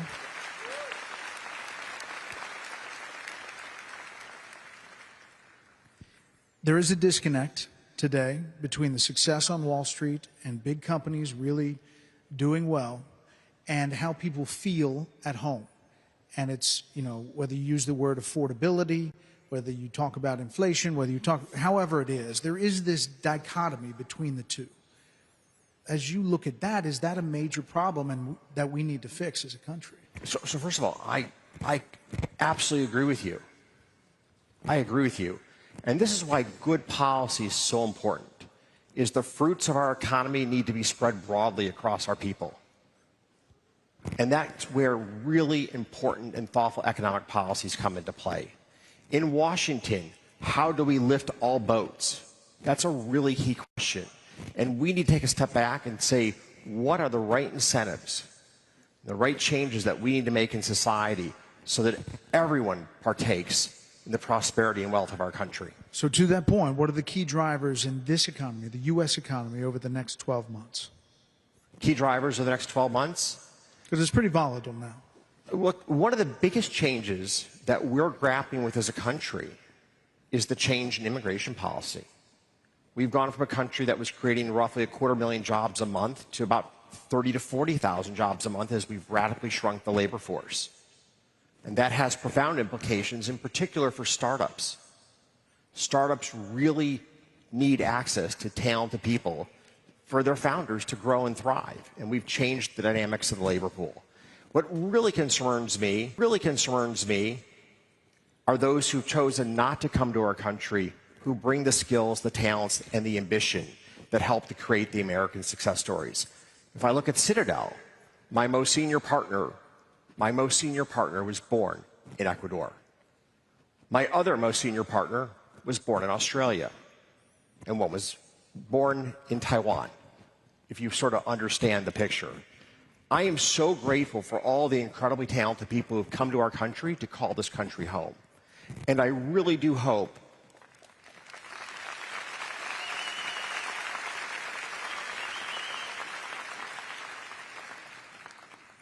that we take a step back from where we are right here, right now. And let's be clear, there's a lot of anger and frustration about the chaos on our southern border that played out under the Biden administration. The unfettered immigration of millions of people, we didn't know their backgrounds, we didn't know why they were coming here. President Trump did something really great for our country in securing our border. But we need to make it clear, if you're coming to America to live the American dream and to help build this country, there's a path to citizenship. Every student from abroad who graduates from an American college should have a green card stapled to their diploma.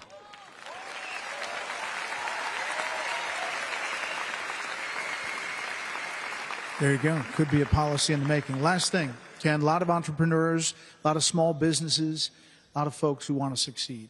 If you had one piece of advice as you're leaving this group, what is it? One piece of advice. I'll go back to that opening statement. Having really good partners around you is really critical to your success. And finding somebody who complements your skills is an extraordinary asset. You know, when I think about the start of Citadel, I really surrounded myself with people who were different than I were. And that made for such a strong firm. It's so important to have complementary skills around you. And then it's really important to be thoughtful about where you're heading and to stay focused on what you need to do to accomplish that task.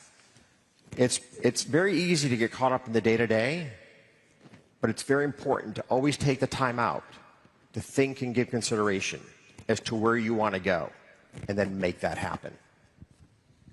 Ken Griffin, thank you so much for the time. Great to see you.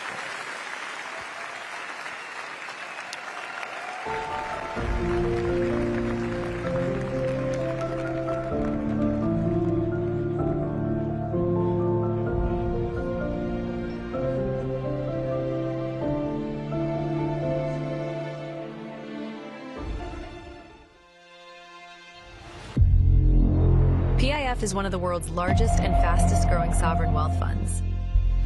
The United States is PIF's most important market outside of Saudi Arabia. Since 2017, PIF has directed $170 billion into the U.S. economy, fueling growth, creating opportunities, jobs, and contributing $33 billion to U.S. GDP. Together with our U.S. partners, U.S. businesses, and top global asset managers, we're advancing innovation across mobility, aviation, renewables, sport, technology, finance, and more. Strengthening markets and creating long-term value across both nations. PIF's deep U.S. commitment spans across sectors, from $23.8 billion U.S. equities and our New York office to Live Golf, CONCACAF, FIFA Club World Cup, Surge, Stake, and PFL, and Sanibils as one of Silicon Valley's largest backers in next-generation technology companies. From shared investments to shared ambition, anchored by major stakes in Lucid Motors, Savvy's $8.5 billion acquisitions of Scopely and Niantic, and Google Cloud AI centers, our partnership is building opportunities that reach far beyond today. Looking to 2030, PIF's U.S. partnership grows even stronger, creating over 500,000 American jobs and building long-term prosperity across both nations. From vision to value, PIF is invested in better.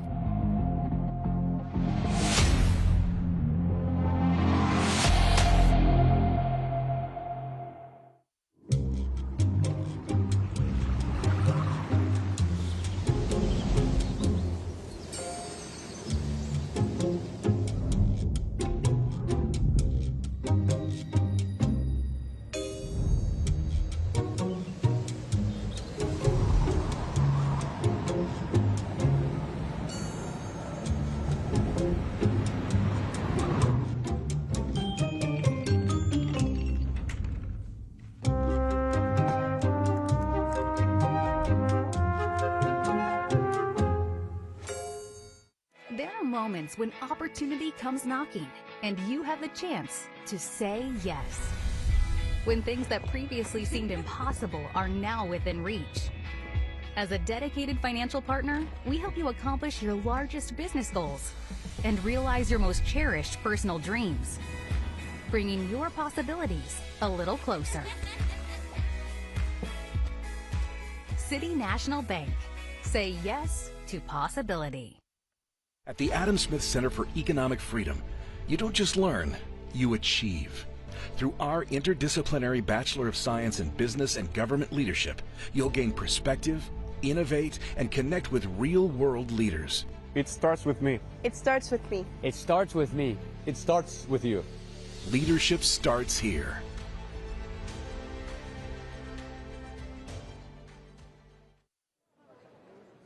America Business Forum proudly presents Stefano Domenicali, President and Chief Executive Officer of Formula One.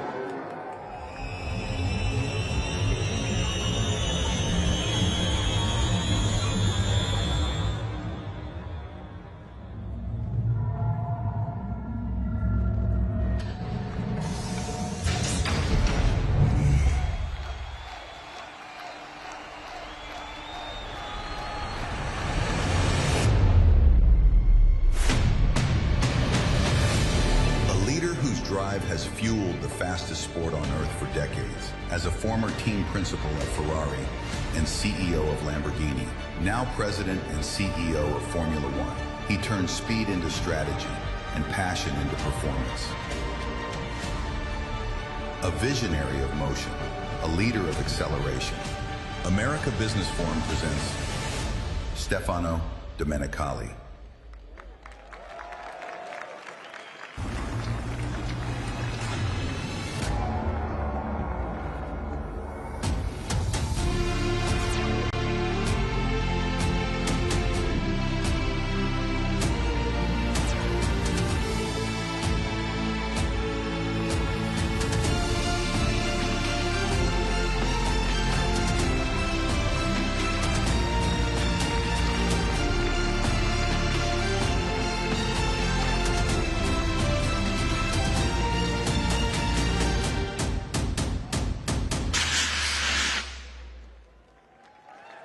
For the following interview, Brett Baer, official host of the America Business Forum, takes the stage. Stefano. Hey, hi, Brett. Great to see you. What a day. What a day. I want to ask you, first of all, did you ever think F1 would be this big or this popular? Well, Brett, I have to say the truth. First of all, good afternoon. I know it's been a very intense morning with a lot of energy here around. I will try to give my bit. But you have a little Tony Robbins in you? Well, I have to say the truth. I mean, I was not expecting that we had such a growth in this incredible country. But that's why we are here. We just to try to grab every single occasion to make this business bigger than ever. And we know that in this lovely, incredible country, we have potential to keep growing. You know, looking back at your early life, when did you first realize that racing would be your calling? Well, I was born in a city where, you know, quite famous in Italy for racing track. And when I was at high school, I was always going to the track to help the organizer to be part of that. And, you know, it starts since the beginning. When you live the sport in the way that I lived since I was a kid, you hope that one day you can. But, you know, if I look back, I would never thought that was possible for me. You know, I was doing school. At the end of university, I sent my CV to a lot of companies. One of them was Ferrari, as you can imagine. I was living very close to the place where this incredible brand is and is still there. And when they hired me in 1991, I started a journey that, you know, I was not thinking it was possible for an Italian, for me, coming from a normal family, able to do, you know, step by step what I did in my career. So, well, incredible from one side, but fascinating on the other side too. Before becoming CEO of Formula One, you had really many lives along the way. Team manager, sporting director, team principal, Ferrari executive at Audi, CEO of Lamborghini. That's a lot. Which one of those chapters do you think shaped you most as a leader? Well, I think that no matter is your career, I think that at least my approach to that is always listening, focusing on trying to improve every day, try to give you target on what can happen in your life. And of course, you cannot choose your boss, or you can if you can, but just to try to be surrounded by people gives you right motivation. I was lucky enough to be able to grow transversely in a great company, so I was able to capture different experiences. For me, the most important thing is try to see as a leader and try to replicate the fact that you want to do something unique for the people who are working for you. You need to be a role model. You need to make sure that you don't behave the way that you want that the others behaving with you. And try to be resilient on the fact that if you believe in something, you need to take any single opportunity that you may have. You may have failure. You may have defeat. In the world of sport, is happening quite often. But never give up. Stay focused. So motorsports is kind of unique in that it's a mix of passion and pressure. So what kind of values did you lift up to kind of keep you measured in the highs and lows? Because there's a lot of them in your sport. Well, highs and lows is part of our life. And the more you grow, the more that you have to know that the pressure is part of your sphere, is emotional, is rational, is something that you are not built for that. Of course, you cannot believe that you can have certain responsibility. So you need to take that as a sort of positive boost to try, first of all, to control yourself and try to keep the right pressure on the people working for you in a way that there is the right tension, positive one, to motivate them to improve the way that they work with you, but always never crack under pressure. Otherwise, you're going to be a disaster. And the more you are on the high side, the more the air is less. So you need to make sure you breathe every single moment the right way. Yeah. So as you look at your journey, what was the moment that made you feel, this is what I need to be doing, this is what I'm meant to do? You know what? I think life is full of moments. Every single moment has to put in the perspective of what's your life and what you're living. And I think that, for example, today, the opportunity that Mayor Francis gave it to me and to us is unique.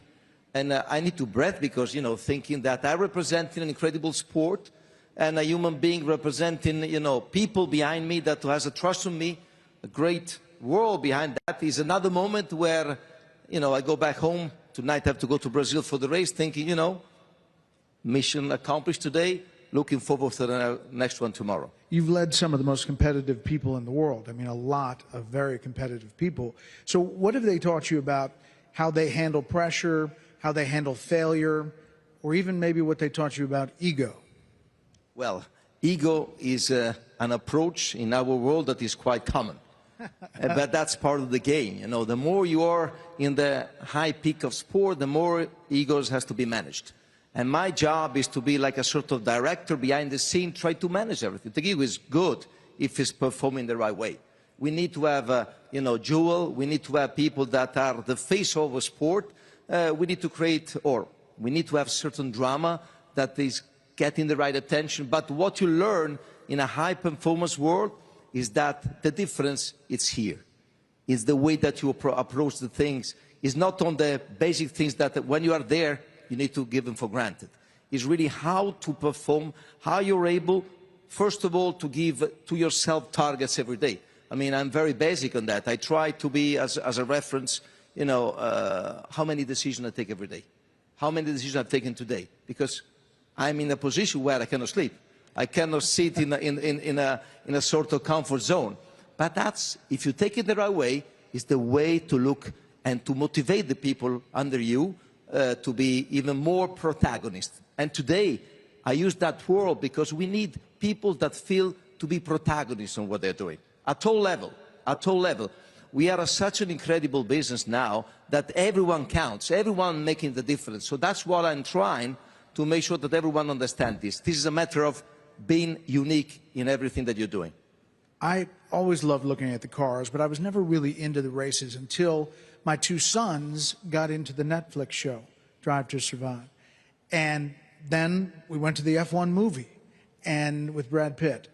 Fell in love with it. They were already in it. Formula One, you've seen massive growth over the past few years. You've turned this into like a global phenomenon, cultural.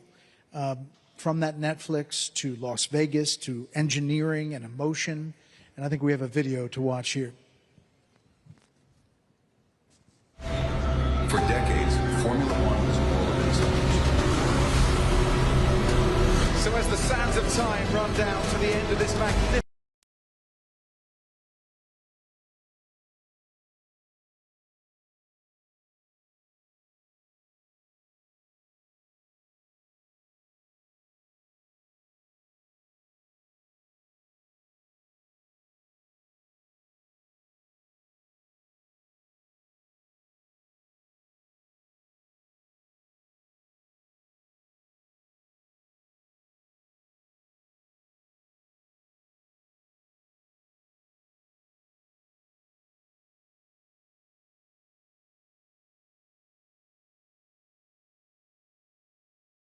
in the next generation.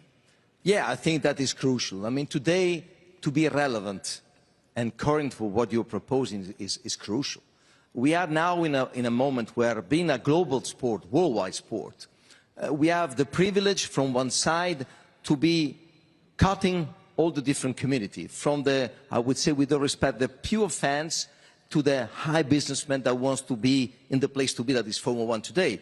And the only way to be relevant is to connect and speak the language of different communities.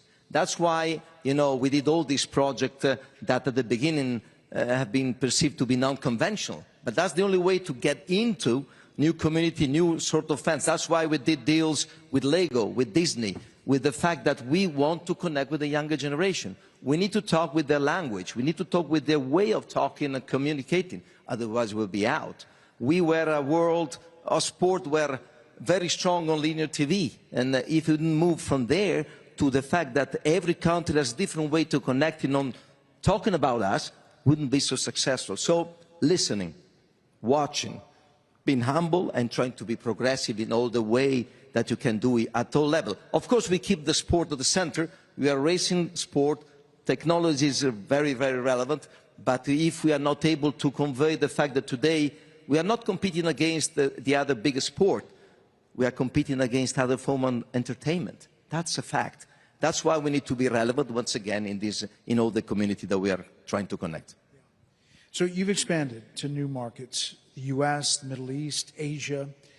How do you determine what makes the next great market? And how do you balance protecting the history, tradition of F1 at some of the long-time places? Well, for sure, Brad, tradition or historical places has a great value. But only if there is a trajectory versus the future. If we go in a place that is only looking back at the history, I'm sorry, it's game over. They are more lucky than the others because they have foundations that are stronger. But our duty today, where we have an incredible venues all around the world, we race in 24 places as I said, around the world. We need to try to make sure that we find the right mix between the new places, street circuits, or other communities that can bring value to our sport. For example, here in Miami, it's a couple of years we are building phenomenal events, and I have to thank the promoter here, you know, and they are magic because they understand the philosophy of our sport and applying that to the philosophy of Miami, Florida, US. That's the key of our success. How many of you went to the F1 here in Miami? Yeah. You have a lot of fans here. So. We have space to improve, you see. I think so. I have to take that. For the ones that take hands off, I hope next year you're going to have the chance to come with us. So we're talking about, you know, expanding and then also protecting the soul. You know, you personally guard F1's kind of spirit as it becomes more global and commercial. But can it go too global, too commercial? Or do you think about that? Well, you know, it's not too global, too commercial. It's the fact that if we want to survive in the ecosystem, we need to understand what is all around the world. And therefore, keeping the center racing, that is fundamental for us, we need to build around the dress that is good in order to be attractive. And today, if you are not having a proposition done from the sporting perspective, from the commercial perspective, from the marketing perspective, from the technological perspective, we're going to be not successful. And the world is running so fast that if you're not able to stay on top of the wave, we're going to fade down. That's why it's so crucial that we are a small organization in a way. We need to be listening to our promoters around the world, to our broadcasters around the world, to our fans around the world. So that's why we are shifting our way of living the sport from a B2B perspective to a B2C. We want to get in touch with our customer, with our fans. And that's the only way for us to keep being relevant for the future. So next season, there's some new hybrid engines running on advanced sustainable fuel. Will fans be able to notice a difference, these changes? Well, I think that the puristic fans, the super avid fans, they understand exactly what we're talking about. For us, it's relevant to be talking of something in terms of sustainability where it's relevant for the world. We didn't believe in the full electrification since the beginning, with all respect. We said that the hybrid represents the future of mobility with sustainable fuel. And if you think that today we are talking about a fleet of normal cars, more than 1.8 billion, just cars, you need to add commercial vehicle, trucks and so on, you know that it's impossible to fully electrify the world. So the only way to go and to keep the mobility at the right level of technologies to go to hybridization. We were the first in 2014 to be with the hybrid engine. We didn't sell that story very well, but now we want to make sure that everyone understands that sustainability is part of our project. That's why, you know, we take the commitment to be neutral, carbon neutral within 2030. That's why, together with the promoter, together with the logistics, because we are traveling around the world, we have seriously committed to this goal that is relevant for our society. And that's why, if I may, I do believe that our goal is to try to be as relevant as possible. And the only way to be relevant, for example, in this fantastic country, is to try to see if every morning, when you wake up, on top of your news, about the news on NBA, NFL, soccer, because now Gianni will be a big push on football in this country, we'll have news, we'll talk about Formula 1. That's what we're going to do. That's what we're going to do because we are resilient. We're going to don't give up to the end. So obviously CEOs like yourself, Ken Griffin, others, have lessons learned. What works, what doesn't. What advice would you give other sports leagues looking to expand globally? Well, I think that if you want to expand globally, you need to understand the culture of the different countries. We cannot give it for granted that something that is successful in one place is the same on the other side. So what we need to do is to make sure that we do the right synthesis to have one product that is successful all around the world. That is not easy, but it's the beauty of our job. That's pretty good. You know, Formula One pushes the boundaries of technology. It also pushes the boundaries of human courage. If you watch these guys going across the tracks all over the world, how do you see the spirit inspiring kind of broader change when it comes to something like sustainability, when it comes to something like, plugging into your community, that sort of thing? Well, I think the F1 is fascinating in my perspective, in my opinion, because it is something that is involving the human being at all levels, at the maximum level of competition. And we are performing, if you think about what our drivers, they are fighting for tenths of a second. We're talking a difference between one or the other of a blink of an eye. So how you can perform as much as you can to make sure that you're faster than your colleague. And this is involving not only your skill, but also the skill of the engineering that is around you. We are talking about the precision that is in a millisecond difference, so it's fascinating. And the technology, we are talking a lot about AI, has to be a service to that. We will never see Formula One where the human being is not the differentiating factor. That's the beauty of our sport. It's non-negotiable in a world where technology is part of our DNA for sure. But AI is changing things, right? From the engineering, from how you operate. Yeah, in our TV production, AI is helping us to give information quicker. We want to give the radio messages in real time. We want to try to avoid the delays that are not good for the narrative of what we are doing. Therefore, it is there, but it's helping the people to understand better, helping the technology, as I said, to make sure that at the end of the day, the difference in the hands and the head of our drivers. Looking at the F1 movie with Brad Pitt, it was a great movie, and it was exciting. And there was this question about what percentage of Formula One victors is the driver, and what percentage is the team and that car and making that car what it is? Well, for sure, if you have a very bad team or a bad car, even if you are the best in the world, you cannot win unless you are very lucky. Therefore, everything has to be pushed to the limit. At the end of the day, in certain conditions, the driver is the one who is able to make the difference, for sure. But that's why we call our team sport, because without having a good team of mechanics, of engineers, of people that are working to make sure that you have a better car than the other, the best team in the world cannot win. It's a team spirit work. It's, in any case, something that is relevant to the fact that, the drivers are only 20 in the world. They are, in a way, doing an incredible job where the pressure is very high, when they have to make, in a blink of an eye, decision that a normal human being will not be able to take. And what is fascinating, and what I lived in these 30 years of my experience in Formula One, they are able to slow down every single frame at the highest speed ever in order to, every single frame that is passing through their mind, maximize the performance. This is something incredible, if you think. So decades from now, as you deal with future fans, let's say, looking back at this era, what do you want them to feel about the journey of Formula One? What do you want your legacy in shaping this to be?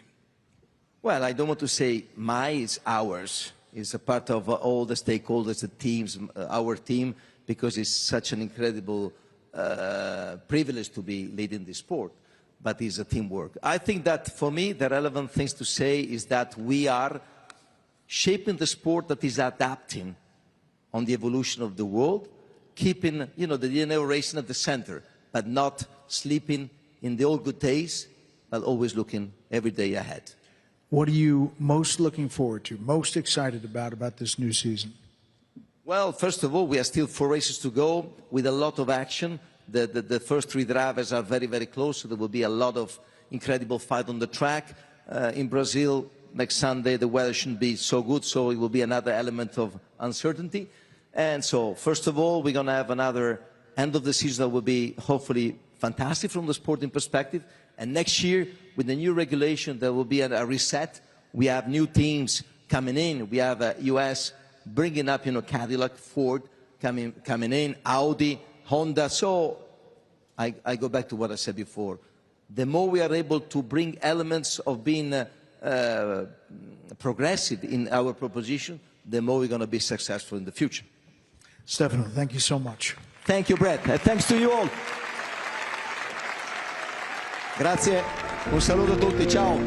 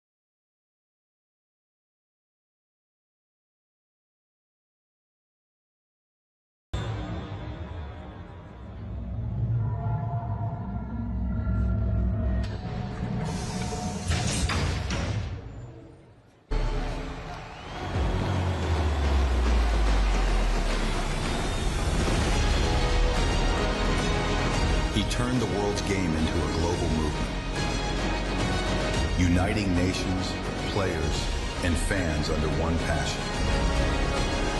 The man who connected sports, leadership, and business. A leader whose game needs no introduction.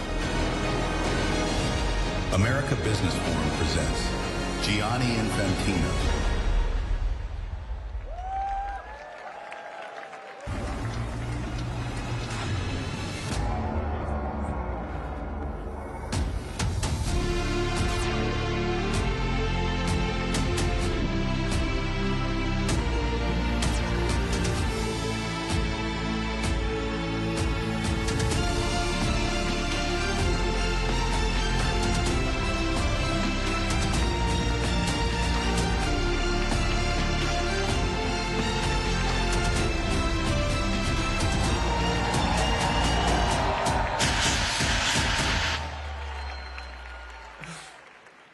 For the following interview, Carlos Diaz-Rosillo, founding director of the Adam Smith Center for Economic Freedom at Florida International University, takes the stage of America Business Forum. Gianni Infantino, here we are. Thank you. Thank you, Miami. Thank you. Gianni, mi piacerebbe tantissimo fare questa intervista in italiano. Benissimo. Però nessuno capirebbe. Va bene. Facciamola in inglese. Facciamola in inglese. Facciamola. Ok. We speak English or Italian? Ah, you see? Italiano, español. Vamos a español. Español también podemos. Gianni, you grew up in Switzerland, in the heart of Europe, in a part of the world where football is essential. When did you know that this was going to be the path for you? Oh, that's a tough question. I don't know. I don't know when I really knew that this is the path for me. But it's true that I grew up in Switzerland, the son of Italian immigrants, and football from the moment I was very small was a way. Football or soccer? Maybe we should actually clarify this. Football, right? Football. Shall we clarify it? Okay. So stay with me. Are there Americans here in the room? A lot. Yeah? Okay. So just stay with me 1 second, then I come back to your question. But so we, right, all of us, basically outside of this beautiful country, we call football a game that we play with our feet. That's why we call it football. Right? You, in this beautiful country, you call football a game you play with your hands. Now, I don't know who's right or who's wrong, but anyway, we can call it soccer or football. It doesn't really matter as long as we have fun and enjoy. And I come back to your question because I realized, certainly as a child, to play football or soccer was a way to be integrated in the society, in a foreign country. As an immigrant, to come together, to unite, and to play football. And obviously, as an Italian, where football is a religion, you grow up as a fan of a club, as a fan of the national team. At that time, the Italian national team was quite strong. Today, a little bit less, but we won the World Cup in 1982. As Italian, this was I was 12 years old, and this was a very, very strong moment where I fall in love, really, with the game. Great. So I prepared a few questions. I hand wrote them, but I think I want to ask you a few of the questions, but I'm going to wing it and just go with the flow so that people get to know you. The world knows you, but I feel that in the United States, people don't know you as well as they should know you. So part of what I want to do is, over the next several minutes, have this wonderful audience and people watching remotely get to know Gianni Infantino. So I'll mix some questions that I prepared, and then I'll wing part of them. Here we are. Today, you lead the world's most popular sport. When you think of the boy that you once were in Switzerland, what would surprise that boy most about the man that we have here before you? Well, I think it's actually kind of impossible that a boy, son of Italian immigrants in Switzerland, could become FIFA president. This is something which is kind of unimaginable. But if you think about it, and if I think about it, you know, I realized also pretty young that my skills as a football player were not really the ones of anyway close to the one who will speak after me here, Leo Messi. So I realized that if I ever want to touch the World Cup, I need to become FIFA president because I can never touch it as a player. And you did. Right? So I had to become FIFA president. But I was passionate about football from very young, and with a group of friends, we took over the local Italian team in the Swiss mountains, with actually a very important argument when we had the elections. You know, we saw the President Trump earlier. We won the election to take over this Italian club with the killer argument, which was that my mother was ready to wash the jerseys of the team for free. So we won the election, we took over the team, and we organized matches, players, and so on. And finally, I do the same now. I organize events, I organize tournaments, different magnitude. I find sponsors and broadcasters, but it's still the same passion and the same joy. You mentioned President Trump, you mentioned Leo Messi, which reminds me, this is a really tough spot to be doing the interview. We followed President Trump, amazing speech, yes. And now, after this, is Leo Messi. We are the halftime show, there right? We go. There we go. Between Trump and Messi. I mean, this is... So not to put you on the spot... You can clap. So Leo Messi, as you know, is admired all over the world. Not to put you on the spot and ask you about somebody that you admire in football, but outside football, who is somebody that you admire, somebody who taught you an important lesson in life? Well, for the lessons in life, I mean, definitely my father.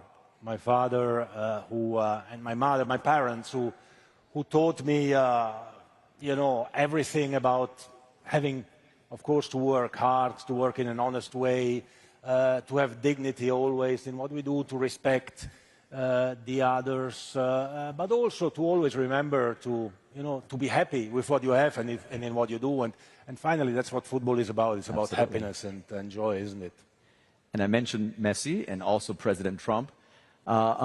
It's very obvious from not only his remarks here today, but for many remarks he has made about you, that the two of you have a very good relationship. Part of the job of FIFA president is to get along with everybody, right? You are a manager, you manage the world's biggest soccer organization, football organization, but you also have to be a politician, a diplomat. Tell us a little bit about your relationship with President Trump. I have a great relationship. I'm really lucky. I have a great relationship with President Trump, who I consider really a close friend. But of course, he's been and is very, very helpful in everything we do for the World Cup. He was the president. He mentioned it today when the US, together with Canada and Mexico, was awarded the World Cup. And he's really engaged. He has such an incredible energy, and this is something that I really admire. He does things. He does what he says.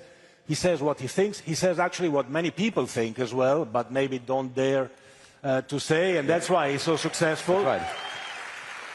And I have to say, I am a bit surprised sometimes when I read some comments, some negative comments, because as far as, I'm not American, but as far as I understand, President Trump was elected in the United States of America. He was quite clearly elected. Very much so. And when you are in such a great democracy as the United States of America, you should first of all respect the results of the election, absolutely, right? Yeah. And then, you know, again, he was elected based on a program, based on what he said, and he's just implementing what he said he would do. So I think we should all support what he's doing, because I think he's doing pretty good. Yeah, absolutely. Right? And for FIFA, even more. And so, speaking of President Trump, he's not only the president of the United States, but now he's the head of the Kennedy Center. Yeah. In exactly a month, on December 5th, at the Kennedy Center in Washington, yeah, it will be the World Cup draw. And it's been announced today that on that occasion, you're going to award the FIFA Peace Prize. Football unites the world. Yes. Two questions about that. The first one is, tell us a little bit more about this new Peace Prize. Well, you know, we thought that our motto in FIFA is that football or soccer unites the world. It brings people together from the entire planet. I mean, the world stands still when the World Cup is played. We have had the last World Cup in Qatar, where we had 3.5 million spectators in the stadium, 5 billion viewers on TV. This will be even bigger here because we will have 7 million spectators in the stadiums, and we'll have 6 billion people watching it on TV. And millions will come to the United States, to Canada and to Mexico to stay together, to unite, to enjoy, to learn to know one another. So in 1 month we play 104 matches. This is like 104 Super Bowls in 1 month. This is the magnitude of what football is about. So we want to unite, and we want to contribute to unite. And when we see what is happening in our world today, which is a very divided world, I think, and we think in FIFA, that we need to find more occasions to bring people together, because only if people come together and they speak to each other, they can understand each other. So we think that all those who are involved in football, they actually do something like I was doing or my parents were doing when we were children, to unite, to bring people together, different communities, different people. And we believe that peace in the world is something which is so important, and we have to support it, because that's about unity and about peace, and we have to support anyone who is doing something special. So we thought we have to bring to life the FIFA Peace Prize. The first edition will be happening this year. We will award it on the 5th of December, in 1 month from now, in Washington, D.C., at the occasion of the draw for the World Cup, because we'll have the global audience, we'll have 1 billion people watching the draw. The draw is where we set the match schedule for the World Cup. And this is the right platform to award somebody who has done so much or is doing so much for peace, because we need that. Football helps a little bit, but then we need leaders who push it into the goal, right? And to score the goal. And so I don't think you're going to answer this question, but I'm going to ask it anyway. Is the recipient of that first award somebody that we saw earlier today? Maybe you, or... Well, on the 5th of December, you will see. We'll find out. Okay. A lot of people don't know that FIFA is a not-for-profit organization. Yes. That does a lot of good all over the world. Of course, FIFA is an organization that with all the proceeds it gets, gives back to communities the world over. Tell us a little bit about what FIFA does for communities around the world. Well, I think that's an important, really an important point. I mean, people don't know that FIFA is a non-for-profit organization. All the revenues that we generate from a World Cup are reinvested in the game. As we speak now, we are organizing a women's under-17 World Cup in Morocco, and the boys under-17 World Cup in Qatar, with teams from all over the world. And all our revenues go into organizing these events, but go as well in development programs all over the world. FIFA has 211 countries which are part of FIFA, more than the United Nations. And our objective, our aim is, on one side, to make football truly global, but on the other side also to give every talent in every corner of the world the opportunity and the chance to dream. And if you can give to a child, if you can give him a ball like this, right? Look, already, look the smile, look the smile. Huh? Immediately, you have a ball, you smile. Can I keep it? Children, this is more than a ball, right? This is a magic object which transforms children or people in happy people or happy children. Because as soon as you have it, you smile. And if you can give to a child an opportunity, a chance, a hope, to become the next Messi, but also just to become a better man or woman, then I think we've done something great. And all our revenues go back into the game in 211 countries in the world in order to make sure that children, girls and boys, can do something. And we invest in women's football in Sudan or in North Korea or in Saudi Arabia, everywhere in the world, in Qatar, in men's, in boys. And this is exactly what makes football so special. It's not only a beautiful ball, but I'm looking, it's an official ball, and it's signed by you. So signed by me. Very special ball. Maybe if I can propose something. Yes. You should kick it into the audience at the end of the interview. And wait. And the one who gets it gives it to me. No? He will get 2 tickets for the World Cup match, here in Miami. No, okay. Wow. But you have to kick it far, huh? Kick it far. Or close. It's up to you. Wow. I don't take responsibility. Okay, we'll do it. Look at that. Look at that. Look at this one here. Okay, you need to wait another few minutes, huh? That's fantastic. Right here. There we go. Golazo. You mentioned Qatar, and I believe I want to ask you about Qatar. I believe we have a video that we're going to show, and then I'll ask you a question about the subject of the video. So Let's we can look at watch the video. Today I feel Qatari. Qatar 2022, the most questioned World Cup in history, a tournament surrounded by doubt,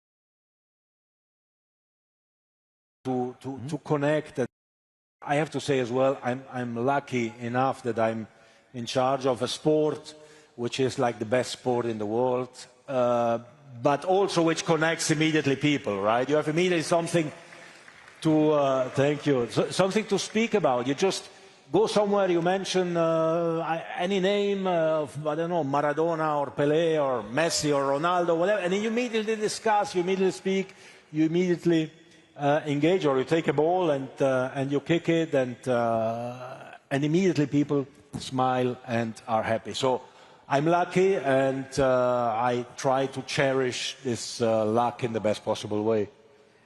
When you talked about the FIFA Peace Prize, you talked about not only world peace, but also unity. Is there a specific match or moment in a match where you felt that unity that FIFA brought particularly powerfully? You know, there are, I don't know, there would be so many moments, and I always want to believe that the next one will be a special one. Like you mentioned, the World Cup in Qatar was a very strong moment. That final, you can ask Leo Messi later on. I mean, that final was something out of this world. I mean, we were lucky enough to witness this incredible final that Argentina won. I mean, it was so special. But you know, the great thing about football is that it brings you, and it writes new, beautiful stories every day. Last week, I attended a game that we organized for the first time between, we created the national team of girls and women from Afghanistan. Refugees, they had to leave the country. We helped them a few years ago when they had to leave the country. We helped them to leave the country. Some went to Australia, others went to England, others to Italy, to Portugal, some are here in the States. And after a few years, we decided to create a national team. And they called themselves a women's national team. And they call themselves Afghan Women United. Women from Afghanistan living now all over the world, coming together to play football and to play against other teams and to share a very, very strong emotional moment. But like this, you know, I could mention so many. Let me ask you about a potential other moment. Football is a game of heartbreak as much as triumph. When did football break your heart?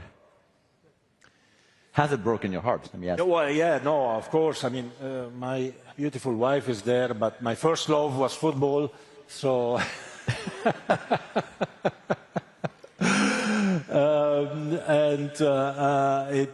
she says it always to me. That's why I can say that. But it's true that football is such a special sport. I mean, when the World Cup is on, it's not just 104 Super Bowls in 1 month. It's like in the I mean, when Brazil plays, if you go to Brazil during a match of Brazil, everything is empty, right? Argentina is the same, Colombia is the same, right? Nobody's on the street, there are no crimes. The crime rate is low as ever during the World Cup because people are just so passionate. People, they cry when they win or they cry when they lose. It doesn't matter. You just cry because you are happy or because you're sad. You just cry in football. And I mean, for me, I remember 1978, the World Cup. I watched it on TV with my father. It was a World Cup in Argentina. 1982, of course, when Italy won a World Cup and I was 12 years old. That was quite a strong moment. And when you get this virus of the game, and I really call on everyone here to be injected with the virus. There is no vaccine or nothing that you can take against that. But it's a beautiful one. It's a happy one. Yes. Thank you. Football has brought joy to billions of people around the world, but it has also instilled a sense of responsibility on those who play it. Looking ahead, how do you want the game to influence the values and the mindset of the next generation? Of the next generation? Well, you know, football has taught me so many lessons for life. And I think football is teaching to every child, every girl and every boy, so many lessons for their life. We have design in FIFA together with UNESCO and with UNICEF a program that we call Football for Schools, in which we don't teach how to play football, but we use the hook of the ball in classrooms to say to children, okay, today we speak about football, and then we take the ball like this, we put it on the desk, right? And everyone listens. And you put the ball on the desk, and you can start speaking about anything, about violence, about discrimination, about racism, about respect, about nutrition, about any topic you want, just taking the hook or the excuse of football. So football teaches you so many lessons. That's why we need to bring it all over the world, and we need to continue to develop it. The most important, I think, of these lessons that football is teaching, besides the team spirit and the joy and the happiness, is, I think, resilience. Because in football, you can win, you learn to win, but you lose as well. You learn to lose. I certainly lost many more games than I won. But the great thing that football teaches you is that when you win a game, right, you are happy. You go home, even if you play with friends, you go home, you are happy, you smile. You are happy until the next game. When you lose a game, you go home, you are sad, you are angry. But you are angry for an hour, a couple of hours, maybe one day. Then you know that there is the next game that is coming, and you're going to win that next game. So it teaches you, as a child, to stand up after a defeat and to go for it and to want to fight and to win that next game, which is coming for sure. So these lessons, we need to cherish them, we need to bring them to the schools, and we need to develop the game and make it even bigger and better all over the world. At the beginning of the conversation, you mentioned that when you were a boy, if you wanted to touch the World Cup, you thought that you had to become FIFA president, and you did. What do you want young people to know about the power of resilience and the power of believing in the idea that you can do anything you want to do if you put your mind to it? Well, I mean, if you believe in something and you follow it with hard work, with passion, with your heart, then nothing is impossible. I mean, if a little boy who was born in a Swiss village in the middle of the Swiss Alps can become FIFA president and sit here in front of this incredible crowd in this beautiful city of Miami, then definitely everything is possible. Absolutely.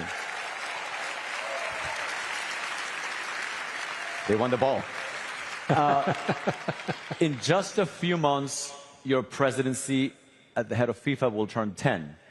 So you're going to be president for 10 years and counting. How has your tenure, in your opinion, changed FIFA? Well, that's... what do you think?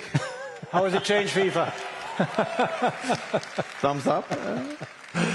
Well, no, we worked very hard in the last 9 years to make FIFA truly global, to bring FIFA and football everywhere in the world.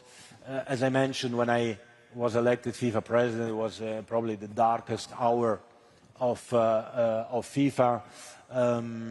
We brought back respect, and I think that's the most important element. We brought back respect to FIFA and for FIFA, and we continue and we will continue to just make people a little bit happier. And if people are a little bit happier, then, you know, the whole world is a little bit better, I think. So a follow-up question. After you step down, how do you want people to remember your leadership style and your leadership at the helm of FIFA?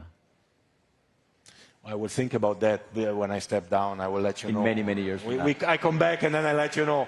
For now, I enjoy too much what I'm doing. And you're good at it. So,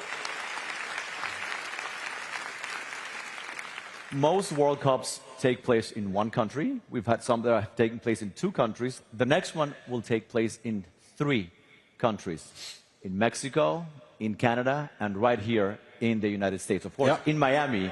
Yeah, as well. in Miami. what can we expect? And by the way, Francis Suarez, who was mentioned a few times, I don't know if he's around somewhere, but he has been really instrumental with the World Cup here in Miami.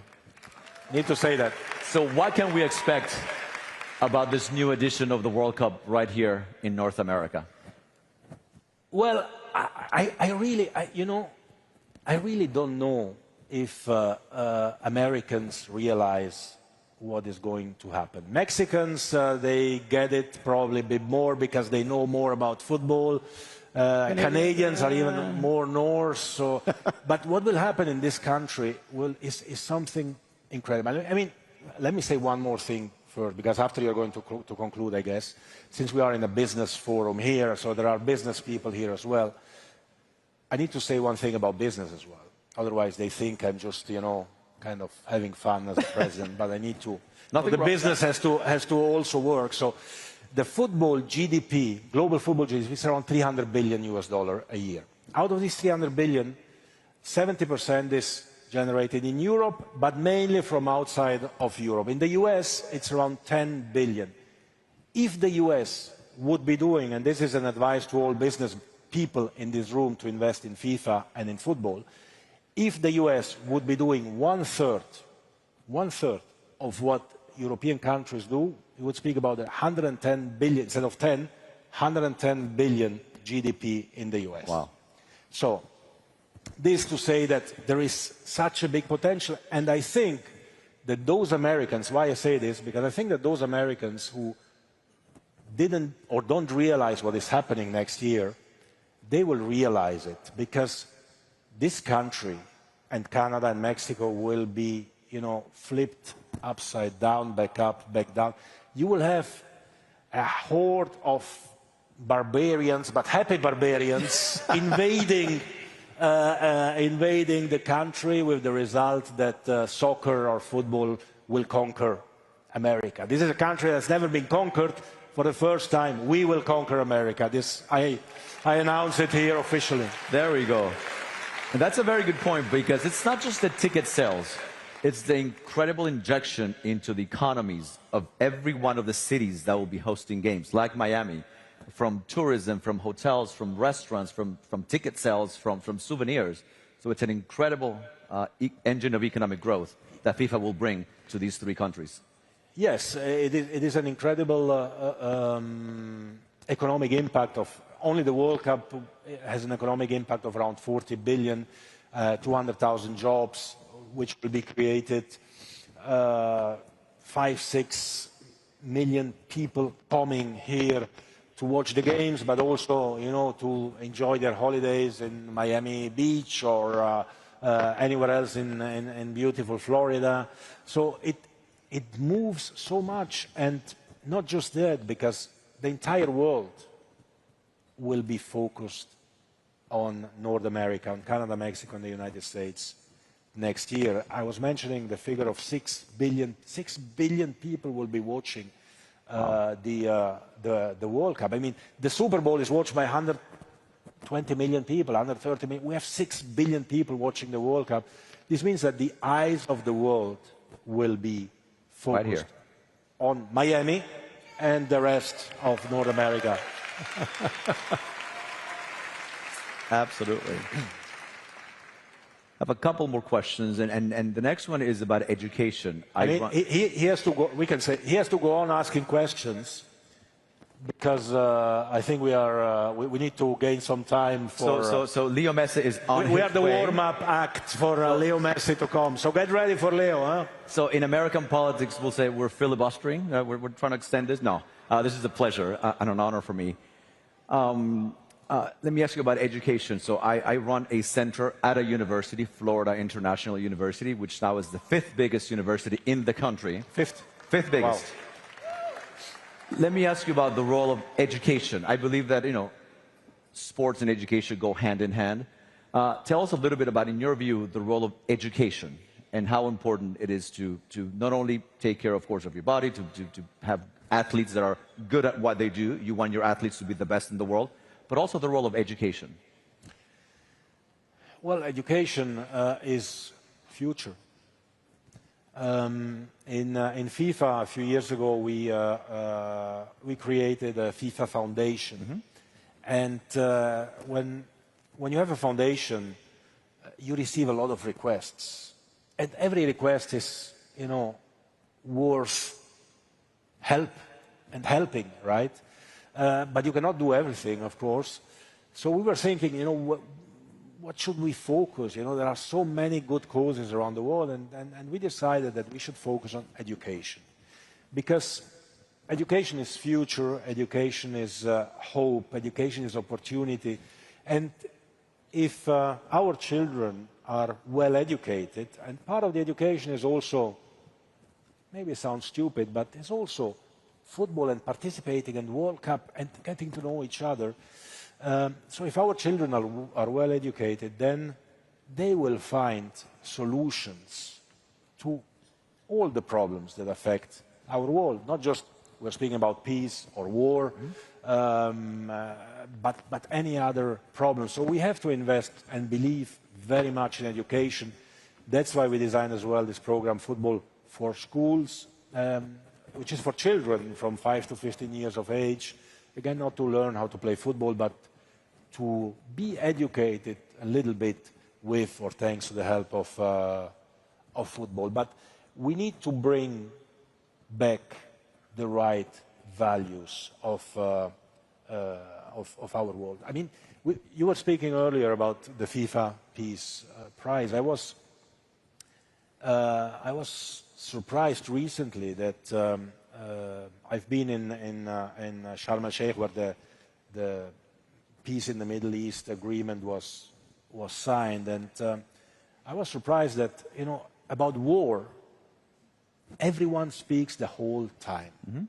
You can read, you open any media in the world, there are journalists here, media representatives, you can read about war every day. About peace, one day, and that's it. It's not right. That's right. We need to support the peace process. We need to help, we need to push. It's not just for one person or one group of persons or one country to believe in it. Everyone has to play its own role, and we need to come back to these values. And for this, coming back to these values, the education, I think, is crucial. Absolutely. Let me ask you one concluding question. You get to hang out with really interesting people. We mentioned President Trump, Leo Messi, really, really fascinating people. What gets you going? What excites you? What? Exactly. My wife. Good answer. She's right here in the front row.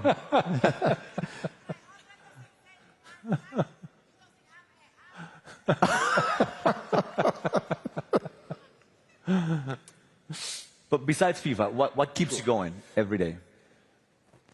I don't know. I do the best job in the world. That helps, of course, to keep going. You really do have a very cool job. No, I have the best job in the world, so that helps. But as I was saying, I was kind of doing the same when I was a young boy or man, and I was dealing with the local football club in our village, trying to convince my mother to wash the jerseys. Now I have to try to convince some big sponsors to give us a few 100 million to be able to reinvest them in some countries in Asia or Africa or whatever.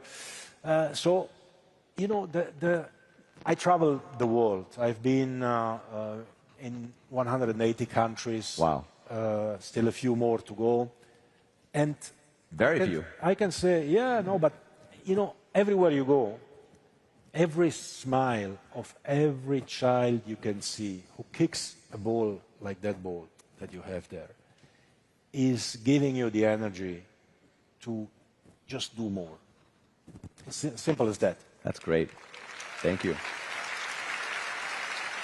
So I was hoping that you would make news by letting us know who would be the recipient of the FIFA Peace Prize. I didn't succeed in 1 month to go. Yeah, I didn't succeed in that. So I want to make news. Okay. At the Adam Smith Center for Economic Freedom that I run here at FIU, we have an annual event where we recognize the work of outstanding individuals. We give one to a foreign head of state, to an American statesman, statesperson, to an international business leader, an American business leader, an entertainer. Emilio Stefan was here, got it a year ago. Emilio's here. Emilio's here. Where is Emilio? Emilio Stefan. He's here somewhere. Clap hands for Emilio. I mean, he's a true legend. Huh? He got the Entertainment Award a year ago. And so, starting next year, I want to give an award to somebody who has made a difference in the world of sports. And we would be honored if you would be the first recipient of that award. It will be right here in Miami in May. So thank you. Thank you. What an honor. Thank you so much. Thank you so much. Thank you. This has been wonderful. Thank you so much for your time. Thank you so much for your leadership, for your humility, and for allowing us to learn about you. So thank you so much. Grazie mille. Okay. Muchas gracias. And now the ball, huh? Wow. Are you ready? Okay. Are you ready for the ball? So this is exciting, but I'm afraid that if I kick somebody in the head, I'm going to get sued. Do you have a good insurance? Come on, come on, come on. Come on. All right. Oh, boy. Yeah. Wait. Let's count. 10, 9, 8, 7, 6, 5, 4, 3, 2, 1. Hey! Whoa! As the tallest guy. Thank you so much. Tall guy. Thank you, guys. Thank you. It's been a pleasure. Thank you, Johnny. Thank you. Thank you.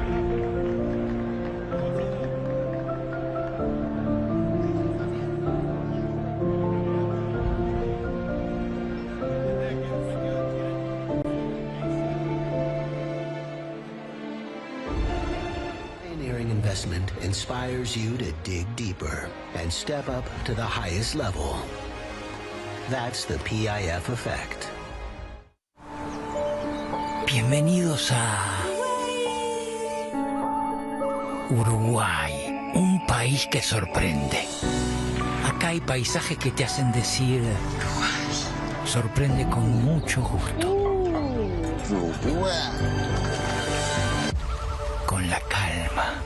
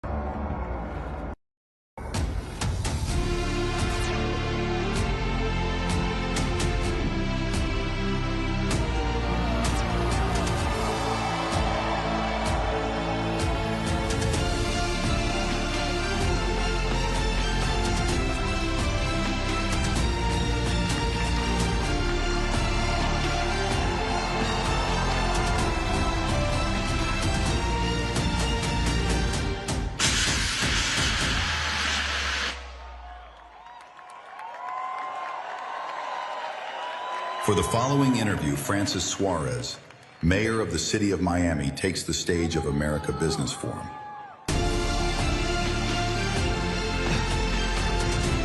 Bárbaro. Bárbaro. Gracias, Leo. Por favor.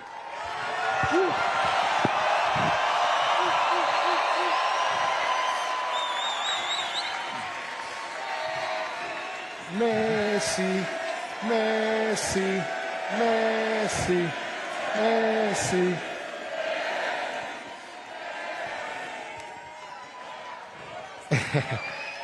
Gracias, gracias, Leo. Gracias por el honor de estar aquí. Es un honor enorme tenerte aquí en Miami, en el American Business Forum. Has inspirado, obviamente, a millones y millones de personas dentro y fuera de la cancha. Y hoy queremos hablar no solo de ti como futbolista histórico, que todos conocemos, sino también como el ser humano detrás de los logros, del líder, del padre, que sigue soñando y construyendo. Ahora, oye, déjame decirte, Leo, tuvimos a muchos invitados especiales hoy, pero nadie tuvo esta reacción. Increíble. Ni presidentes, te lo digo. Ahora, wow. Ahora, vamos a traerte al Leo de 13 años y que estaba al punto de subirte en la montaña rusa, y al Leo de 15 años que lloraba en silencio en Barcelona, lejos de su casa, luchando por su lugar. ¿Cómo te sentiste en ese momento cuando tú eras jovencito, tratando de encontrar tu piso en el mundo? Bueno, primero, buenas tardes.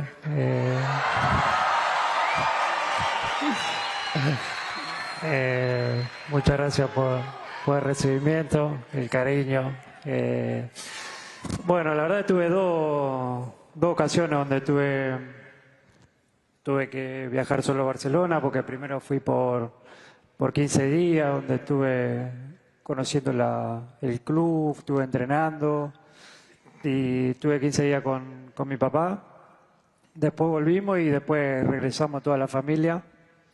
Y la verdad que no fue fácil, más allá de que siempre estuve acompañado de mi familia. Era un cambio muy grande para mí porque era todo nuevo, no solo para mí, sino para mi papá, mi mamá, mis hermanos. Nosotros teníamos la vida en Rosario, con amigos, el colegio. Era como empezar de cero, ¿no? Y la verdad que fue duro porque se extrañaba mucho. Nosotros somos muy apegados a nuestras raíces, nuestra gente, nuestra familia. Y bueno, fue difícil porque en el medio hubo situaciones duras, pero nunca dudé y nunca di un paso atrás. Tenía clarísimo lo que yo quería, iba en búsqueda de mi sueño y bueno, seguimos adelante como familia y yo al mismo tiempo en lo individual continuamos en búsqueda de eso. Por supuesto, llegaste a ser campeón. Y pregunta para ti, los campeones, pregunta sencilla, ¿los campeones se hacen o se nacen? No, bueno, yo siempre dije que Dios me regaló un don, que me eligió a mí, y yo desde muy chiquito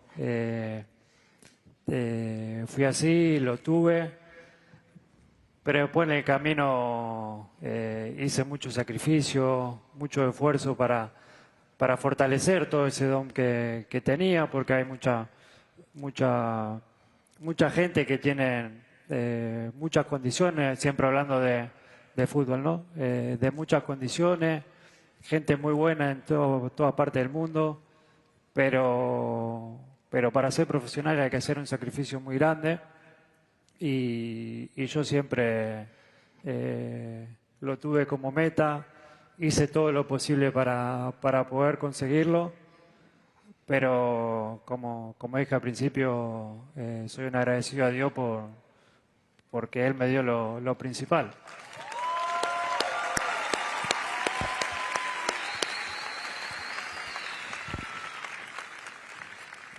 Por supuesto, tuviste que transicionar entre clubes. Una vez, obviamente, en París y otra en Miami. ¿Cómo fue el proceso de reinventarte y transicionar de uno al otro? Bueno, la verdad que la primera salida de Barcelona, por decirlo de alguna manera, a París fue dura porque nosotros vivimos toda la vida en Barcelona, estábamos muy bien, la familia, los nenes, teníamos todo, crecimos todos. Yo, imagínate que me fui con 13 años, hice toda mi vida. Mi mujer llegó cuando tenía 20, 21 años por primera vez a la ciudad. Y bueno, nunca son fáciles los cambios y tener que adaptarnos. Pero la verdad que nos adaptamos bien a la ciudad, los nenes también en su día a día, igual que mi mujer. Pero bueno, como dije varias veces, yo a nivel futbolístico y de día a día no la pasaba bien, no me divertía por un montón de cosas, por esto mismo también, que era todo nuevo para mí, muy diferente a lo que estaba acostumbrado. Pero bueno, más allá de eso me quedo nos quedamos con muchas cosas positivas que vivimos en familia y que nos ayudaron para seguir creciendo y para la vida en general. Y después a Miami, por supuesto. ¿Viniste aquí?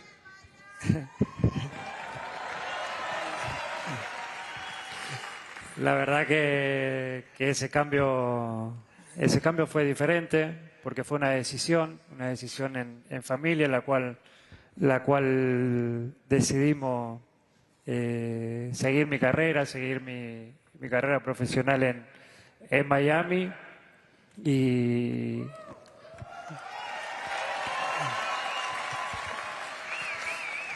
y creo que eso significa mucho, ¿no? Elegir donde uno quiere estar y poder hacerlo hace que las cosas sean mucho más fácil. Y después de que llegué acá a Miami fue espectacular. Primero el vivir en esta ciudad increíble y después el cariño de toda la gente del primer día.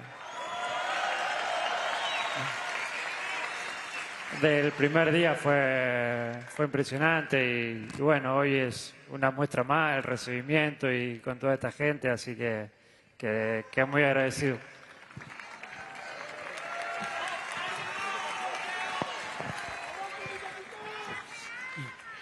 Bueno, hablemos de Argentina, pero antes pasamos a la pantalla.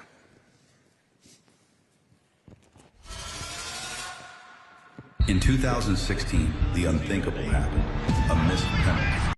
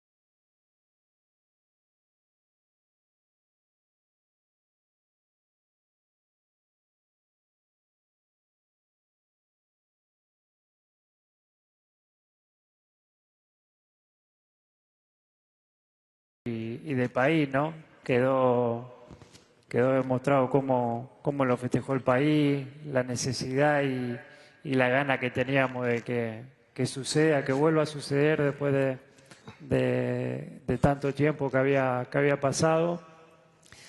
Y para mí fue especial, primero porque como para un jugador ganar el Mundial creo que es lo máximo, ¿no? Es como cualquiera en su trabajo, en cualquier profesional, poder llegar a lo máximo. No hay más, después del Mundial no se puede pedir más nada. Y encima yo había tenido la suerte de haber conseguido todo antes, a nivel de club, a nivel individual. Habíamos conseguido también con la selección Copa América, era la que faltaba también, ¿no? Entonces era como cerrar toda mi carrera con ese trofeo. Y vemos los momentos de victoria y los momentos de oscuridad, de fracaso. ¿Cómo tú lidias con esos momentos? Bueno, la verdad que siempre intenté de sacar cosas positivas de todas esas derrotas. Primero entender que puede pasar, que es un deporte y a veces se gana y se pierde. A nadie nos gusta perder, pero es el deporte, es así, pasa en todos lados. Y después con lo de siempre, ¿no? Con mi familia, con mi gente. En los peores momentos es cuando la gente que te quiere de verdad realmente está al lado tuyo. Y así fue toda mi carrera, rodeado de mi familia, de mi gente cercana, y creo que en los fracasos esos son la persona fundamental. Muchos mortales sueñan con ser campeones del mundo, pero ese lugar en el cielo está reservado para muy pocos. Tú que lo viviste, ¿cómo se siente? Bueno, un poco lo que te decía antes, es difícil de explicar cómo se siente uno. La sensación por ahí, la que me pasó a mí, salvando la distancia obviamente y no comparando porque no tiene nada que ver, pero cuando gané la Copa del Mundo a nivel profesional fue, ya digo, no comparo, pero salvando la distancia tuve la misma sensación. Tuve la misma sensación que cuando nacieron mis hijos, una sensación de que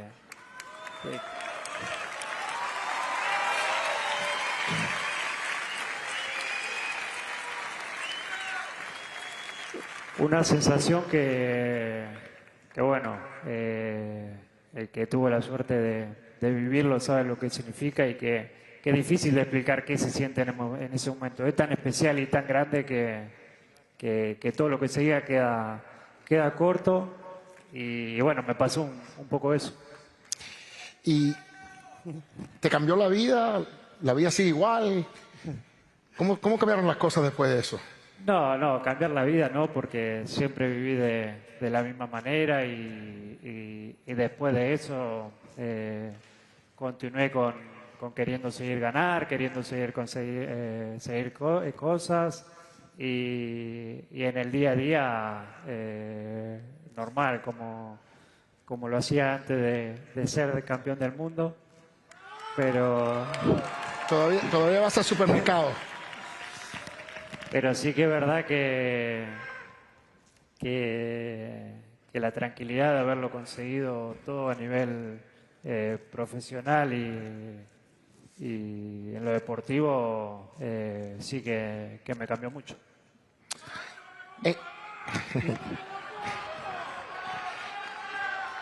En los últimos tiempos vemos a un Leo Messi que va más allá de la cancha. Casi ya como empresario, hay varios proyectos como Tu Bebida Más Plus, by Messi, tus hoteles Min, Entraste hace poco como socio en la cadena de restaurantes del Club de la Milanesa, que por supuesto hay uno aquí mismo en la ciudad de Miami. ¿Qué mundos te interesan más allá del fútbol? Bueno, la verdad que no...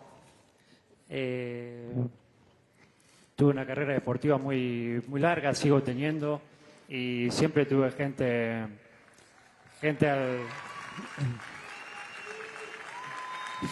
alrededor mío de confianza, y la cual se ocupaba un poco de todo eso.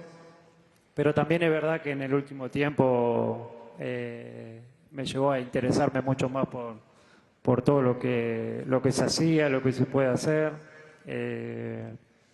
También el fútbol tiene una fecha de caducidad, lamentablemente, y en algún lamentablemente. No, ¿verdad? No. En algún momento... Nunca. En algún momento se termina y me gusta empezar a ver qué se puede llegar a hacer, para dónde puedo llegar a arrancar, pero el tema empresarial es algo que me interesa, que me gusta, que me gustaría aprender, seguir aprendiendo mucho, porque la verdad que no sé nada, estoy arrancando en esto como empresario. Te parece que puedes jugar por siempre, pero... Parece que puedes jugar por siempre. No, bueno, pero es lo que te decía, ¿no? Siempre dediqué el 100% del tiempo a mi profesión, a mi familia, y es lo que me dediqué, ¿no? Pero sé que se viene otra cosa, otro mundo, y de a poquito me voy metiendo. Ahora tienes también que está trayendo un torneo a Miami de los niños de sub-16 que va a traer a algunos de los mejores clubes del mundo: el Barcelona, el Manchester City, el River Plate, el Inter de Milán. ¿Tenemos River Plate aquí? ¿Ok? River Plate. El Chelsea, además de nuestro querido, por supuesto, Inter Miami. Ese torneo se llamará la Messi Cup. Hablamos un poco de ese proyecto. Bueno, es algo que decidimos hacer con el club, y darle la oportunidad también a los chicos de nuestro club, que tengan la posibilidad de enfrentarse a chicos de otros lugares también, como ya lo hacen y viajan a diferentes lugares a jugar torneos. Queríamos traer algo a casa y que sean ellos los que nos visiten, y creo que es una linda oportunidad. Creo que el fútbol, bueno, me lo podrás decir vos mejor, en Miami ha crecido muchísimo. Buenísimo. Que hoy hay muchos chicos que a muy temprana edad ya quieren jugar, y por todos lados se ve practicando el deporte, y bueno, ojalá sea una linda experiencia para los chicos que vienen, para los chicos del club, y que se pueda seguir manteniendo y pueda seguir creciendo, ¿no? Que sea una linda experiencia, y que la gente que participe le quede un hermoso recuerdo de este torneo, y se pueda seguir haciendo. Creo que va a estar muy bueno para todos los chicos de esa edad que lo jueguen, y para los que lo puedan ir a ver los partidos. Creo que van a haber partidos muy lindos, porque vienen equipos de toda parte del mundo, y equipos muy grandes. Eres un ejemplo como padre, eres un tremendo esposo, pero tú tienes un compromiso de llevar a tus hijos al entrenamiento de fútbol, y luego lo llevas a sus partidos en los fines de semana. ¿Qué te sientes cuando tú ves a tus hijos jugar? ¿Tú te piensas